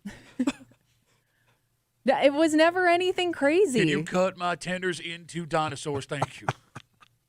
And if I was dating that person for a significant amount of time, like eventually like you start to split the costs of things. It's not like they just and they didn't have the money to cover the bill for that long. No, she's right. Minimum At or max 20 to 22, I don't know any guy that could afford to cover that amount of Okay, at that costs. age, I understand. You're young. But that's when you're But if you're- dating most of the No, time, but right? like- In your 20s? I've been divorced a couple Yes, of times. okay. So I have Maybe had to the date age changes. midlife. Yeah. It gets way more expensive don't than you- like as a kid. Bro, you want to sit here? You want to run your mouth? I know you. I know you. I since stepped you were, up. No, I've I known know. you since you were in your Step- mid-40s. Tommy, step up. Yo ass I know. has never spent Shut up. cumulatively on every woman I've known you knowing $15,000 on a woman. They're all going to start calling in. What's the most money you've ever spent on one shot on a woman? It would have to be a vacation. Okay. How expensive was that We vacation? went down to Dominican Republic. Oh, how much was that? How long had you It been was way more than 2 G's. My ass. The Dominican Republic. The Yeah. Dominican Republic Yeah. was more than 2 G's. Yeah, they don't give it away. What was it? Would you go to the all-inclusive? Yeah. Oh, and you wow. paid for her. Oh yeah. And she didn't pick up a bill. She didn't pay for her flight, nothing. Oh, she paid for a flight home early. I don't Man, believe you your covered ass all the is costs. so wet, bro. You got such a wet ass Well, we right were now. at the beach. Of course it was wet. Suntan lotion and everything. 252-WCMF, 252-9263. Engagement ring excluded, because that's once in a Oh, lifetime. don't even, yeah. Unless you're please. Tommy. I mean, Tommy, outside of the 13 engagement rings you have purchased for women, you're telling me you're going to sit here and run your mouth, and the most expensive thing you've ever spent was a vacation to the Dominican You Republic just one bitched time. about giving the engineer too much money. Get him. Get him. And I got nothing out of it. I tried. All right, maybe the ladies can help us here that are listening. 252-WCMF. Here come the gold diggers. How much are you ladies that can hear us contributing to vacation dates, what kind of gifts you are giving to your husband compared to the ones that you are getting? Man, if you got to cough up money, ladies, If you're married, you're splitting all the costs. No, I'm talking all like- your money probably all right. goes into the same bank account. true. But if you're dating, True. these chicks shouldn't be ponying up nothing. All right, Kimmy, can you Make them pay. Can you do me a what? Now Make you 'em want, pay. Wait, you were just bitching about how much you had to pay. Yeah, but I'm making them pay. I don't know who said Pay your that. bills. Kimmy, can I'll you pay for your vagina. just Well, you call kinda every are. woman you've ever been with a prostitute? No, that's not the same. You just said you paid for the vagina. Yeah, but you during the vagina home, you keep it for the night. The other What? vaginas you leave there. Stop just- talking. Well, that's how prostitution works. Maybe you should get on a You don't plane. take prostitutes Maybe home you should and let them get hang up their clothes. on a plane to the Dominican Hey, Republic. honey, Right. you make her toast in the morning? Didn't you do that too? And she got stabbed in Jacksonville. Yes. 252-WCMF, 252-9263. Look, man, at minimum, maximum, Yeah. if you are going to pay for everything for a woman early on dating, after 2 months, maximum, she's going to start kicking in for dates and vacations and events and She stuff ain't like that. very hot then. 252-WCMF, 252-9263. Let's talk to Darcy. Hey, Darcy, how are you? I'm good. How you doing? Good. What do you got for us, Darcy? Well, I have to agree with you, Pat, because I alternate with my boyfriend. He pays for a date. I pay for a date. I make good money. He makes good money. There's no $15,000. No way. All right, Darcy, how old are you, if you don't mind me asking? I'm 52 years old. How long you been with your? Did you say 52? 52. How long you been with your man? 4.5 months. 4.5 months. Okay, she's at the 4.5 month mark, and she's already splitting stuff with him. Why are you doing? You should know better. Make them pay. What's wrong with you? Why do you think women don't want to pay? Like, I would like to pay for myself. Take the money. I also make money. Take the money. Take the food. What's wrong with you, chicks? You had it all. but I Your also mother set it all up for you, and you're blowing it, But baby. I've also seen you, and I don't want you to go broke on me. Like, she knows, like, the amount of money you make. Yeah. Darcy, I'm sorry. We all cut you off. Go ahead. I didn't mean to cut you off there. No, it's just that I make good money. Why should? Oh, sorry about my alarm. Why should? Why should he be suffering and burdened with his going broke? I'll tell you why. You want to know why? I'll tell you why.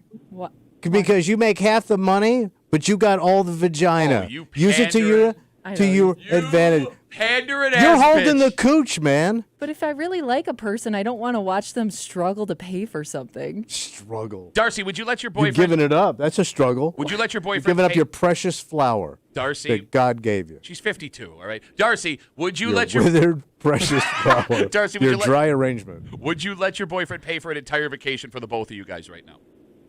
Nope, we've already talked about it. I already told him I was splitting it with him. Where are we going? Carousel. Oh, I don't know where that is. Sun's Caribbean. No, she's going to the carousel at the Old Irondequoit Mall. Oh, yeah, it's yeah, pretty cheap yeah. vacation. No, Carousel next to Aruba. No big deal. Oh, next to Aruba. That sounds Nice. Next to Venezuela. Yeah, have a good time. Might want to push that one off for a little while, Darcy. No, but thank enjoy you the for fireworks. Thank you for the call. Have a good rest of the day. I don't understand why that's so hard for you to wrap your head around. What's that? What Darcy just said. That she doesn't want to be a burden on someone that she And cares as a, about. as a guy, if she kept letting you pay over and over, like, would you get worried that, like, she's just using you for the dates? Like, if she never offered Wow, that never once- happened to a guy. No guy ever got used on a date. That's my point. No, but the fact that the point she's bringing Some of up, them work out. there would be a point. Look at this pathetic loser. He'll pay for all my stuff. Let's keep it going. No, that actually happened with him with every relationship. Drop he's them been in. britches. I'm cool. There would get to a point quickly Very quickly. Very quickly. where there would be such a disparity in what you are paying versus what she's paying dating a woman that you'd end it. There would no question. I would do it. I've done it. I would think you'd start to resent the other person. You move on. Shame for you.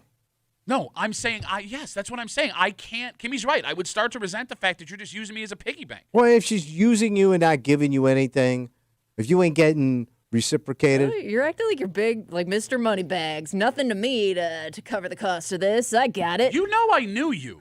You know I knew you. see the hand? I watched you. Right there, baby. I watched you. You were a professional radio broadcaster with empty rooms in your house and I was gonna stains say, on your so carpet. when you moved into your wife's home, like you you offered to, like, cover the cost of the mortgage or give her money every month for staying there.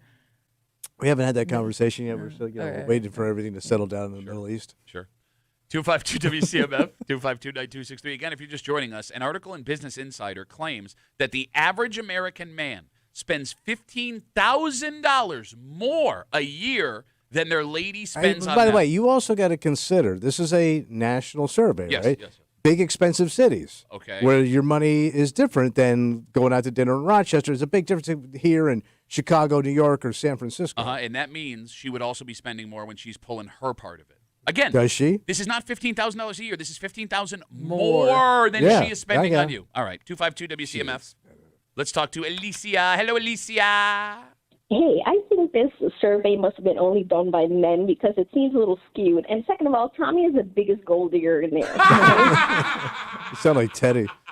My husband and I have been dating since 2015, and we have always split all our bills, including Wait, you're still vacations, dating? No, she Since said 20 my husband and I have been dating since 2015. So you never Sorry, got we got married? married in 2021. I didn't hear and that. Even, But he stretched even- that out a even long our- time, bro. That was a slow walk to the altar, baby. No, we got married in. Was he got a club 2021 foot? Because we were still in college and we were doing our masters. Anyway, we split everything from our wedding to our honeymoon to our vacation. Wow. The only thing he likes to pay for is like my birthday dinner or presents, and I do the same for him. All right, so it ends up about even then? Yeah, because I mean he makes 50% more than I do, and we're both in the same 50%. kind of career. Okay. But he makes 50% more than you do, and you do the same Yeah, because job. he's got like a certificate or this thing called a PE license that makes it, that gives him quite a significant pay bump. And when I get mine eventually, I'm hoping to make that same amount. But regardless, doesn't matter how much he makes or I make, we both share and split things 50-50. Well, Lisa, listen, I believe in you. God You can bless make you, that man. money. We're living in new times. Keep fighting, girl. Keep fighting. Yeah, suck it, Tommy. Bye, Alicia. I mean, look, you're fighting the wrong battle here, man. You really are. Right there. Well, like, you're trying to sound. I'm trying to stick up for women. No, you're trying to sound like old school cool guy. Yeah, man, I got it. Yeah. When at no point in your life could you say, I got it. We only went to bars where you knew the bartender that was giving you free drinks. You chintz Still ass works. bitch. No, it doesn't, because you weren't We- spending we- money Those on places those don't drinks. exist anymore because they're out of You business. drank them dry. The biggest reason this What? article, Kimmy, seems, I'm talking to Kimmy now, I'm listening. It's a good show you got going through. seems like BS. Yeah. No one has $15,000. No, but that's just the difference. So Yes. you're spending more than $15,000. You got it. Like, think about every in the long run. Every story you see right now Mm-hmm. financially is a bad story. Folks are worried about inflation. They're worried about their 401k, where things could be going over the next 12 months. You're telling me that in this climate right now, Yeah. guys are spending, on average, an extra $1,100 a month on their ladies than they are spending on But them. most guys go broke chasing skirts. Can we agree on that? Like, guys spend a lot of money chasing tail. Yeah, but I still think this number is insanely high. It's a But you crazy got to number. think about bigger cities that are way more expensive to operate in. But she's also living in that big, expensive city, which would lead me And to she believe expected more. she also makes a certain amount of money to be able to live there. 252 WCMF. You said Alicia sounds like Teddy. You sent the bad You signal did say up. that. What's that? Well, he's here. Oh. He's on CMF. Hey, Teddy, what's up, buddy? Hey, currently I know somebody that dating with Filipino girl, which is she's living in Philippines, and he met her once, actually twice. He just came back recently, and then he paid her housing over there for at least like a good car payment every month. Okay. So this That's a girl lives in the slightly different Philippines, situation. and he lives here, and he sends her money every month. Yes. Awesome. That's quite the different situation that we're describing. Yeah. here. I bet you. A Hey, little different. nice girl, though, right? I don't know. Yeah, he doesn't either. You know. He hasn't met her yet. Here what I'm thinking. If I'm gonna spend say $600, $700, or $800 a month for her housing, I don't get nothing obviously because she live in here, right? Yeah, sure. So if I were just gonna find somebody, go out for dinner, maybe you got lucky. Otherwise, because you pay some money over there, and then you don't get nothing for at least 1 year. All right, Teddy, let's talk about you, buddy. Yeah. How much more do you spend on your wife monthly than she spends on you? I spend on everything what I have. I give it to her more money that I make. Okay, but does she have a job, or does she a stay-at-home wife, mother? She's retired and she's working for her brother. Okay. So you're making your wife work. Look at you, you bum, Teddy. Yeah, I still work 2 jobs, dumbass. Okay, well, why don't you go? Why don't you go work 3 so your retired wife can relax dealing with your BS all day? But I bet you when Teddy was dating her, he was spending all his money. Well, she had a job too. But listen. I mean, there is a lot of opportunity in this country. I try to utilize my opportunity to still make money. And you're I don't nailing want it, sitting buddy. around my house. Teddy, great to talk to you, bud. Have a good rest of the day. All right. Listen, I'll listen to the argument that if you're spending money on a woman in the Philippines, yes, you're spending more than she is. Yeah, probably. Cheryl writes us on Instagram. Duffy on WCMF. Sherry, excuse me. She writes, I was with my ex for 34 years. We split all the bills, paid for upgrades and repair, and no, Tommy, never married. Okay. 34 years, never married. Man. How do you do that, man? Works for some people. Just to be clear, the man who tells every guy getting married know. not to get married goes, why aren't you married? What happened? Or move on. You're the worst person I've ever met. Ever. And you're my best friend. All right, let's take a break. There are, if I am not mistaken, 7 NFL head coaching openings in the NFL right now. Okay. But reports, and take this with a grain of salt because they're just reports, All right. is that one just got very interesting because, Like the Baltimore Ravens situation, that's a job that NFL head coaches And that want. was shocking. It was, but you Yeah. want an MVP quarterback. Take over a team that's done Yeah. pretty well. Exactly. There are teams that nobody wants, so maybe you have to think out of the box. Like, Yeah. for example, only a kid's dad would want to coach this team, which might actually happen. No way. Next, here in the break room. Let's see CMF.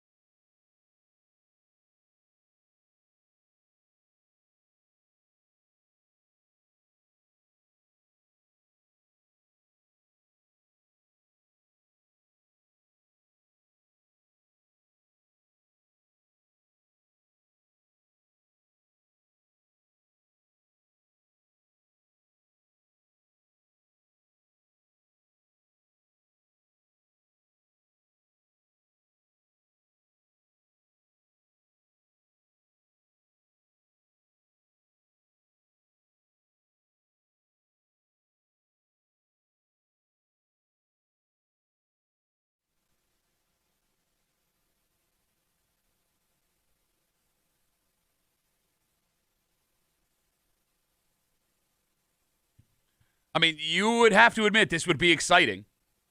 I'd love to hear about it. It would be the first time that this team got these kind of headlines in a very, very long time. But well, here's the thing. The guy in a situation that people thought he would fail miserably in had some success. Yes, he did. More so than the, quote, greatest coach to ever coach in the NFL. All right. So maybe this isn't a bad idea? But I thought his daddy didn't want to coach professionally for certain reasons. You're hanging out in the break room, Rochester's Classic Rock 96.5, WCMF. As we get ready for this Bills-Jaguars game on Sunday, 1 o'clock, there are so many national reports, it's really pissing me off, that Sean McDermott's job might be on the line on Sunday, which is a lie. It's a discussion every year, though, right? But it's just the stupidest thing. It's like people that don't watch the Bills and don't live in this community just go, well, here's the thing that's going to happen. Like, there's no world in which Sean McDermott, no matter what happens on Sunday, thank you. He will be the head coach of the Bills in this new stadium come Monday. But there are 6, 7 NFL head coaching openings right now. Yeah. I would argue the best job on the market would be in Baltimore. Oh, sure. You have a ready-made team that can make It's a a playoff turnkey. run. You got it, ready to roll. And then there are some not-so-great teams. Yeah. The Cardinals' job, not good, but you get to live in Arizona. That's a bonus. That's nice. Very warm. The Giants' job looks terrible, but you're in New York. But it didn't look like it's like you said. You can't really fix it right now. But you still get to go be the head coach of the New York Giants. All right. Right? I would argue the worst head coach opening would either be in Las Vegas, but you got Tom Brady there. So And you're in Vegas, baby. or the Cleveland Browns. Yeah. The Cleveland Browns. Cleveland, baby. They fired their head coach, Kevin Stefanski. And it's been a long pattern. Yep. And long pattern. Kimmy, not only is the team devoid of talent right now, they're still in salary cap hell from that awful deal they did all those years ago for Deshaun Watson, the quarterback. He's still on that roster. So they're stuck. You got it. So very few good coaches, no good coach is going to want that job. Yeah. There are reports that started surfacing yesterday Yeah. that the Browns have interest or would like to know the interest that Deion Sanders would have in coaching the Cleveland Browns. So he said he didn't want to coach it because he said it's hard to coach professionals because they're not going to listen to him. He did say this. He did say this. However, that was before his son was installed as the starting quarterback of the Cleveland Browns. Okay. We watched Shadur play against the Buffalo Bills. Yeah. And look, But the kid's got talent. he can play. I mean, I don't know if he's a good NFL quarterback, but he's He not. seems a little small for the position. Am I wrong? I mean, no, not necessarily. Not necessarily. But he's had some flashes. Yeah. Look, I don't think he's going to be a great NFL quarterback, but for what people thought He's he going was to get a gonna chance, though. be. Well, he's gotten his Yeah. chance. Is this a good idea? I'd love to see it happen. Yeah, I mean, it'd be entertaining as I hell. wouldn't want to see it as a Browns fan. Just watching the NFL on a casual basis, I think it'd be an interesting The dynamic. press conferences will be priceless. That alone would be worth the price of admission. Okay, so there's a couple of roads to go down here. Let's start with the idea of a man coaching his son in the NFL. Kimmy, can you Google if that has ever happened before? Because it's happened in baseball. Happened in basketball, It's right? happened in the NBA a few times. I think the most recent was Doc Rivers coaching his son with the Clippers. I think so, yeah. It's happened in the NHL before, but I can't off the top of my head unless Don A Shula's head kid. coach. But Don Shula's kid wasn't a part of the Dolphins, was he? He might have been like a depth receiver for the Dolphins in the But I mean, early 80s. all right. But I can't think off the top of my head. Sort of a marquee position. There would never be anything like a starting quarterback Yeah. before. Give me, what do we got? Josh Peterson, son of Doug Peterson. Just happened. Tight end. Yeah, I forgot he played about that. for the Jags. But that was only a handful of games. He was like a fringe franchise. was Yeah, the this is first one that definitely came the up. biggest one that ever had. Yeah, 100%. Yeah. 100%. Would Yeah, that the be rest are like coaching Okay. duos, not so much player coach duos. is that a benefit or a negative, your dad coaching you in the NFL as a quarterback? I'm going to guess when your dad is that flamboyant of a coach, it's going to be a deficit. Because this is like your opportunity to shine, and now Deion Sanders is standing over you. Like it's like you don't get to be the man. Okay. Like and even if you have success, they're going to give it to his father and not him. Okay. Say, well, yeah, he brought the kid around. All right, but counterpoint to You're that. stealing the kid's thunder. Counterpoint to that, if you want to be the guy, there hasn't been a quarterback of the new Cleveland Browns since '99 that has been the guy. Nobody gets national recognition. But I don't think you get to be the guy. I think Deion gets to be the guy. Even if you have the success, he steals your thunder. Okay, but when I don't know, Kimmy, I'm trying to figure out, like, you and I have our dad issues, so like we're maybe the wrong guys to ask. Would the average guy, would that be romantic to let your dad coach you in the NFL? Well, a lot of these guys, like a lot of successful athletes, like their dads were their coach at some point, whether it was, being a kid or just like high school, some level, their dad did some coaching. Yeah, but this is the It's big not an leagues, uncommon man. thing, I guess, to see. I'm just saying, but to grow up with that dynamic already, maybe you're just used to it. Right. And maybe that's how you thrive because that's who's taught you your whole life how to play the game. All right, so like in all reality, Yeah. like when it comes to who the Browns will be able to hire as their head coach with what the situation they're in, Yeah. you're either going to have a guy who was a bad head coach in another team before, a retread, or some coordinator that you've never heard Somebody of. stepping before. up. Exactly, and a coordinator, by the way, which isn't even a hot coordinator because you're not going to take your first gig in a job you're going to fail in. Mm-hmm. So Deion's your best option. I mean, if you look at it in that way, if Deion's willing to do this, he may actually be your best option. But the whole team's got to buy in, right? Yeah. You think that And- would be a problem for other players? It could be, right? Well, especially when your kid's playing such a Prominent? prominent position on the field.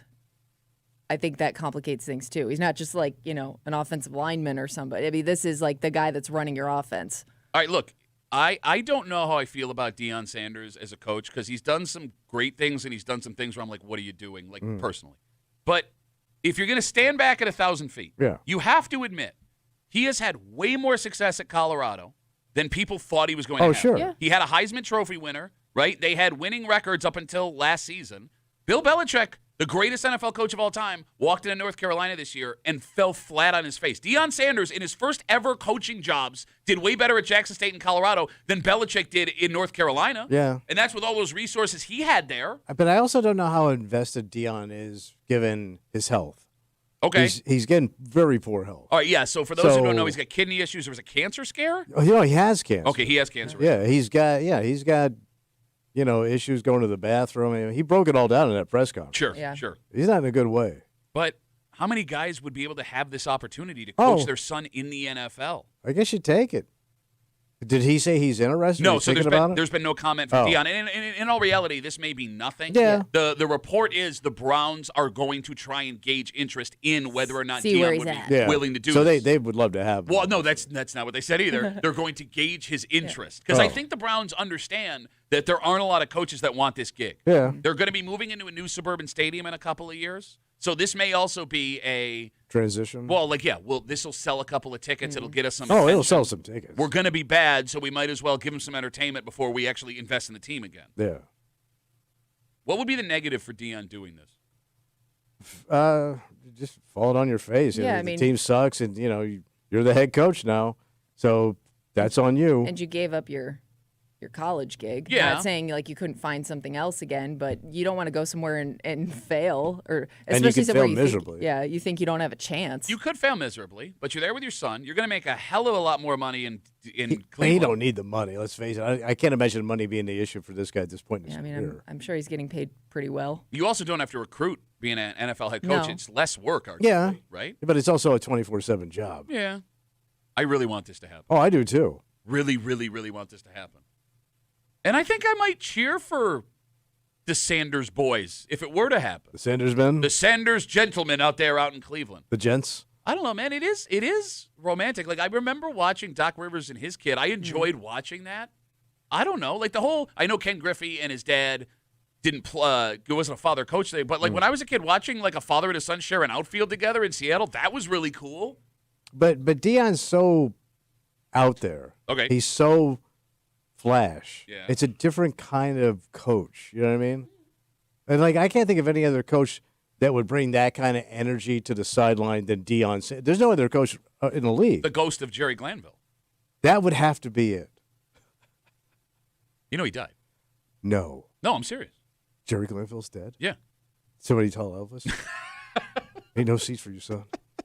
Well, it would be so complicated though. If there comes a time where you got to sit your quarterback, right? Like he's just not playing well. Maybe you got to draft a new guy. Well, there are. I mean, it's gonna get complicated. To your point, there are reports that when he was recruiting other quarterbacks to play in Colorado, Yeah. he was very upfront with them, saying, "Well, my son is here. He is the starter. You can have your shot to start after he's gone." Yeah. So you're right. He's probably It's not gonna going be to. impossible to make that decision as a head coach if he's not. And the pros doing are very different, well. man, because it's It's not the same deal. No, you're right. Like if his son's not playing well, he's not going Out to you sit his go, son. Yes, man. you're going to lose the entire locker room, and Yeah. everything's going to be a problem. But then again, you do have the respect of being a former NFL player. But he's never coached in the NFL. He's never even been like on the sidelines as a coordinator, right? He's going all the way to the big league. Yeah, but he's been. I mean, you got guys coming from college that have. I can't think of. Well, think of all these coaches like Belichick that came through the ranks with all these other, like he studied under Parcells, and what did that get him in Cleveland, right? Well, they made the playoffs. But he didn't have Tom Brady. You look, don't make me go on my rant again. I'm saying about like how some of these Belichick's the most college, overrated coach. but some of these coaches that fail came underneath like coaching gods. Yeah. That's where they learned from, Sure. and they didn't make it. Sure. All right, it's been decided. The Cleveland Browns should reach out to Yes. Deion Sanders, hire him, and we have a father-son coach-quarterback situation. And enjoy the fireworks. There you go. We come back, we wrap it up. We tell you what we're doing tomorrow. Speaking of Football Friday, son. Oh boy, Next, big one. Here at the break room on CMF.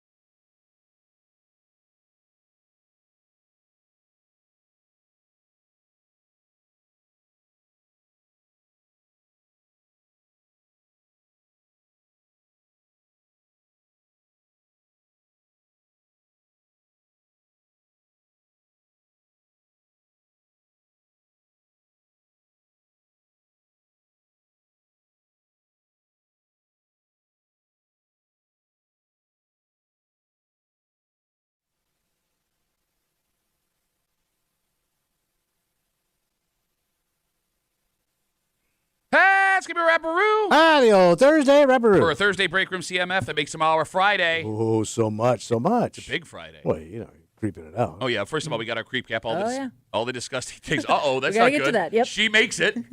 Oh, right. What? All the disgusting things Tommy said all week long. It's a creep cap coming at you just after 7 o'clock, and we are getting ready for a win or go home. Playout time, buddy. Yep, that's right. Survive in advance. Bills, Jags game, 1 o'clock live Sunday right here on 96.5 WCMF. If you want to watch the game. Yeah, I would like it, but I like to be entertained. Oh, that's perfect. A couple of laughs. Oh, tons of laughs. Chuckles. I'll be hanging out at the Bill Gray's Tap Room in Chili. Ooh, man, it's a cheat day. It is. Croutons and everything. I'm getting after it. I'm going to eat all the fries. If you want fries, get I think there your brother already did that 2 weeks ago. Delicious food, fantastic drink, the best Bills fans of the greater Rochester area, and me at the Bill Gray's Tap Room in Chili, 1 o'clock Sunday with your friends from 96.5 WCMF. All right, Tommy's going to make his playoff picks. Mm-hmm. What? You know what? What? You know what? Here's what I'm scared of. I don't know what. He already goes above and beyond for the Bills, right? And you hate Trevor Lawrence. You hate the city of Jacksonville. I do. I think everyone knows what's going to happen here. Anybody I've ever met from Jacksonville, I also can't stand. Tommy tells it like it is just after 7:45. We will have the boys, our friends from 95.7 The Fan. Mike Danger will be here. Oh. And from the Let's Go Duffalo podcast, Ryan Duffy. Ryan Duffy. That's right. We do not know what he will become. No. Ooh. Can you Google the most famous person from Jacksonville, Florida? Thank you. I think it's Trevor Lawrence or Leonard Skinner. He's not from Jacksonville. He could be Leonard Skinner. But it's the same. It would be the same wig. Oh, that kind of works in his favor. No, you're right. Every wig from Jacksonville is the same wig. I say he Fred comes. Durst. I That say makes he so much sense. All he needs is a blonde wig, and he comes as fat Trevor Lawrence. I really or hope. fat Fred Leonard Durst. Skinner. No, I want Fred Durst. Fred Durst would be the best. Is that Limp Bizkit? Yeah, Limp Bizkit, yeah. What does he look like? So he'd be Limp Bizkit and gravy. No, he's a guy who had like the beard, the red backwards hat, black T-shirt. Throw your hands up. All right. That guy, he sounded like Bobcat Goldthwait, but with rap. Ray Charles? Can't do that one. Yeah, because that blonde wig wouldn't work. You're absolutely right. Tim Tebow. Oh, Ryan can't pull it. No, my Right. God. And Tommy knows. T-Bone. Because he went. Tim Tebow. With 2 sides and a drink. There's a lot of famous people from Jacksonville. That's a pretty murderer's row. Yeah, it is pretty good. Fred Durst, Ray Charles, Tim Tebow. Yeah. The Allman Brothers Band from? No, they're from Macon. It says a key part Dickie of Betts. Jacksonville's rock scene. Dickie Betts from Jacksonville. Oh, he is? Bro, he looks Jacksonville. He looks so Yeah, Jacksonville. but everybody in Jacksonville looks so Jacksonville. Everybody in Southern Rock looks Jacksonville. Well, no, we just got word. Everybody in Jacksonville just won a Dickie Betts lookalike contest. By the way, and everyone under 50 is like, what the hell's happening right now? We will find out together what Jacksonville Ryan looks like. By the way, speaking of the Let's Go Duffalo podcast, newest episode up right now. Oh, we got to check that out. Go get that wherever you get your podcasts or the Odyssey app. And then just after 6:45, pressure. I would argue all the pressure is on the Bills on Sunday. And I don't know why. Jacksonville has a better record. Jacksonville has the quarterback in Trevor Lawrence, who before this season started, they were wondering if he was even an NFL quarterback. Yeah, but don't forget the table's set for the Bills. All your enemies are gone. Yeah. Like this should be the year. If everybody was healthy, this was going to be the year. Like it was just laid out for you. Okay, but here's the problem. These national sportscasters I've been watching all week, they're talking out of both sides of their mouth because they're saying that Jacksonville is really good. New England is really good. Denver is really good. These are not paper tigers. But then at the same time, they're making your argument that all the actual good teams aren't here, so the Bills should do well. You can't have it both ways. And some of these teams have had very soft schedules. The Denver and New England. The softest of the league. Not only that, they both have top 10 weakest schedules of all time. Right. Both teams. Right. We'll get into all of that and a whole bunch more tomorrow here on a Playoff Football Friday in the break room on CMF. For Kimmy, big old Limp Bizkit fan back in the day. Not really. Throw your hands up. Throw your hands up. She did it all for the nookie. You don't remember Limp Bizkit? So I do from the documentary about Woodstock, yes. What a dork. Sorry, it's what I wasn't Yes, I listening. saw them in a documentary. Oh, I wasn't This Limp Bizkit you're talking about. For Tommy Muley, big old guy wearing a blazer documentary fan. Sorry about that. My name's Pat Duffy. We'll see you tomorrow morning, Football Friday here in the break room. Let's see you, man.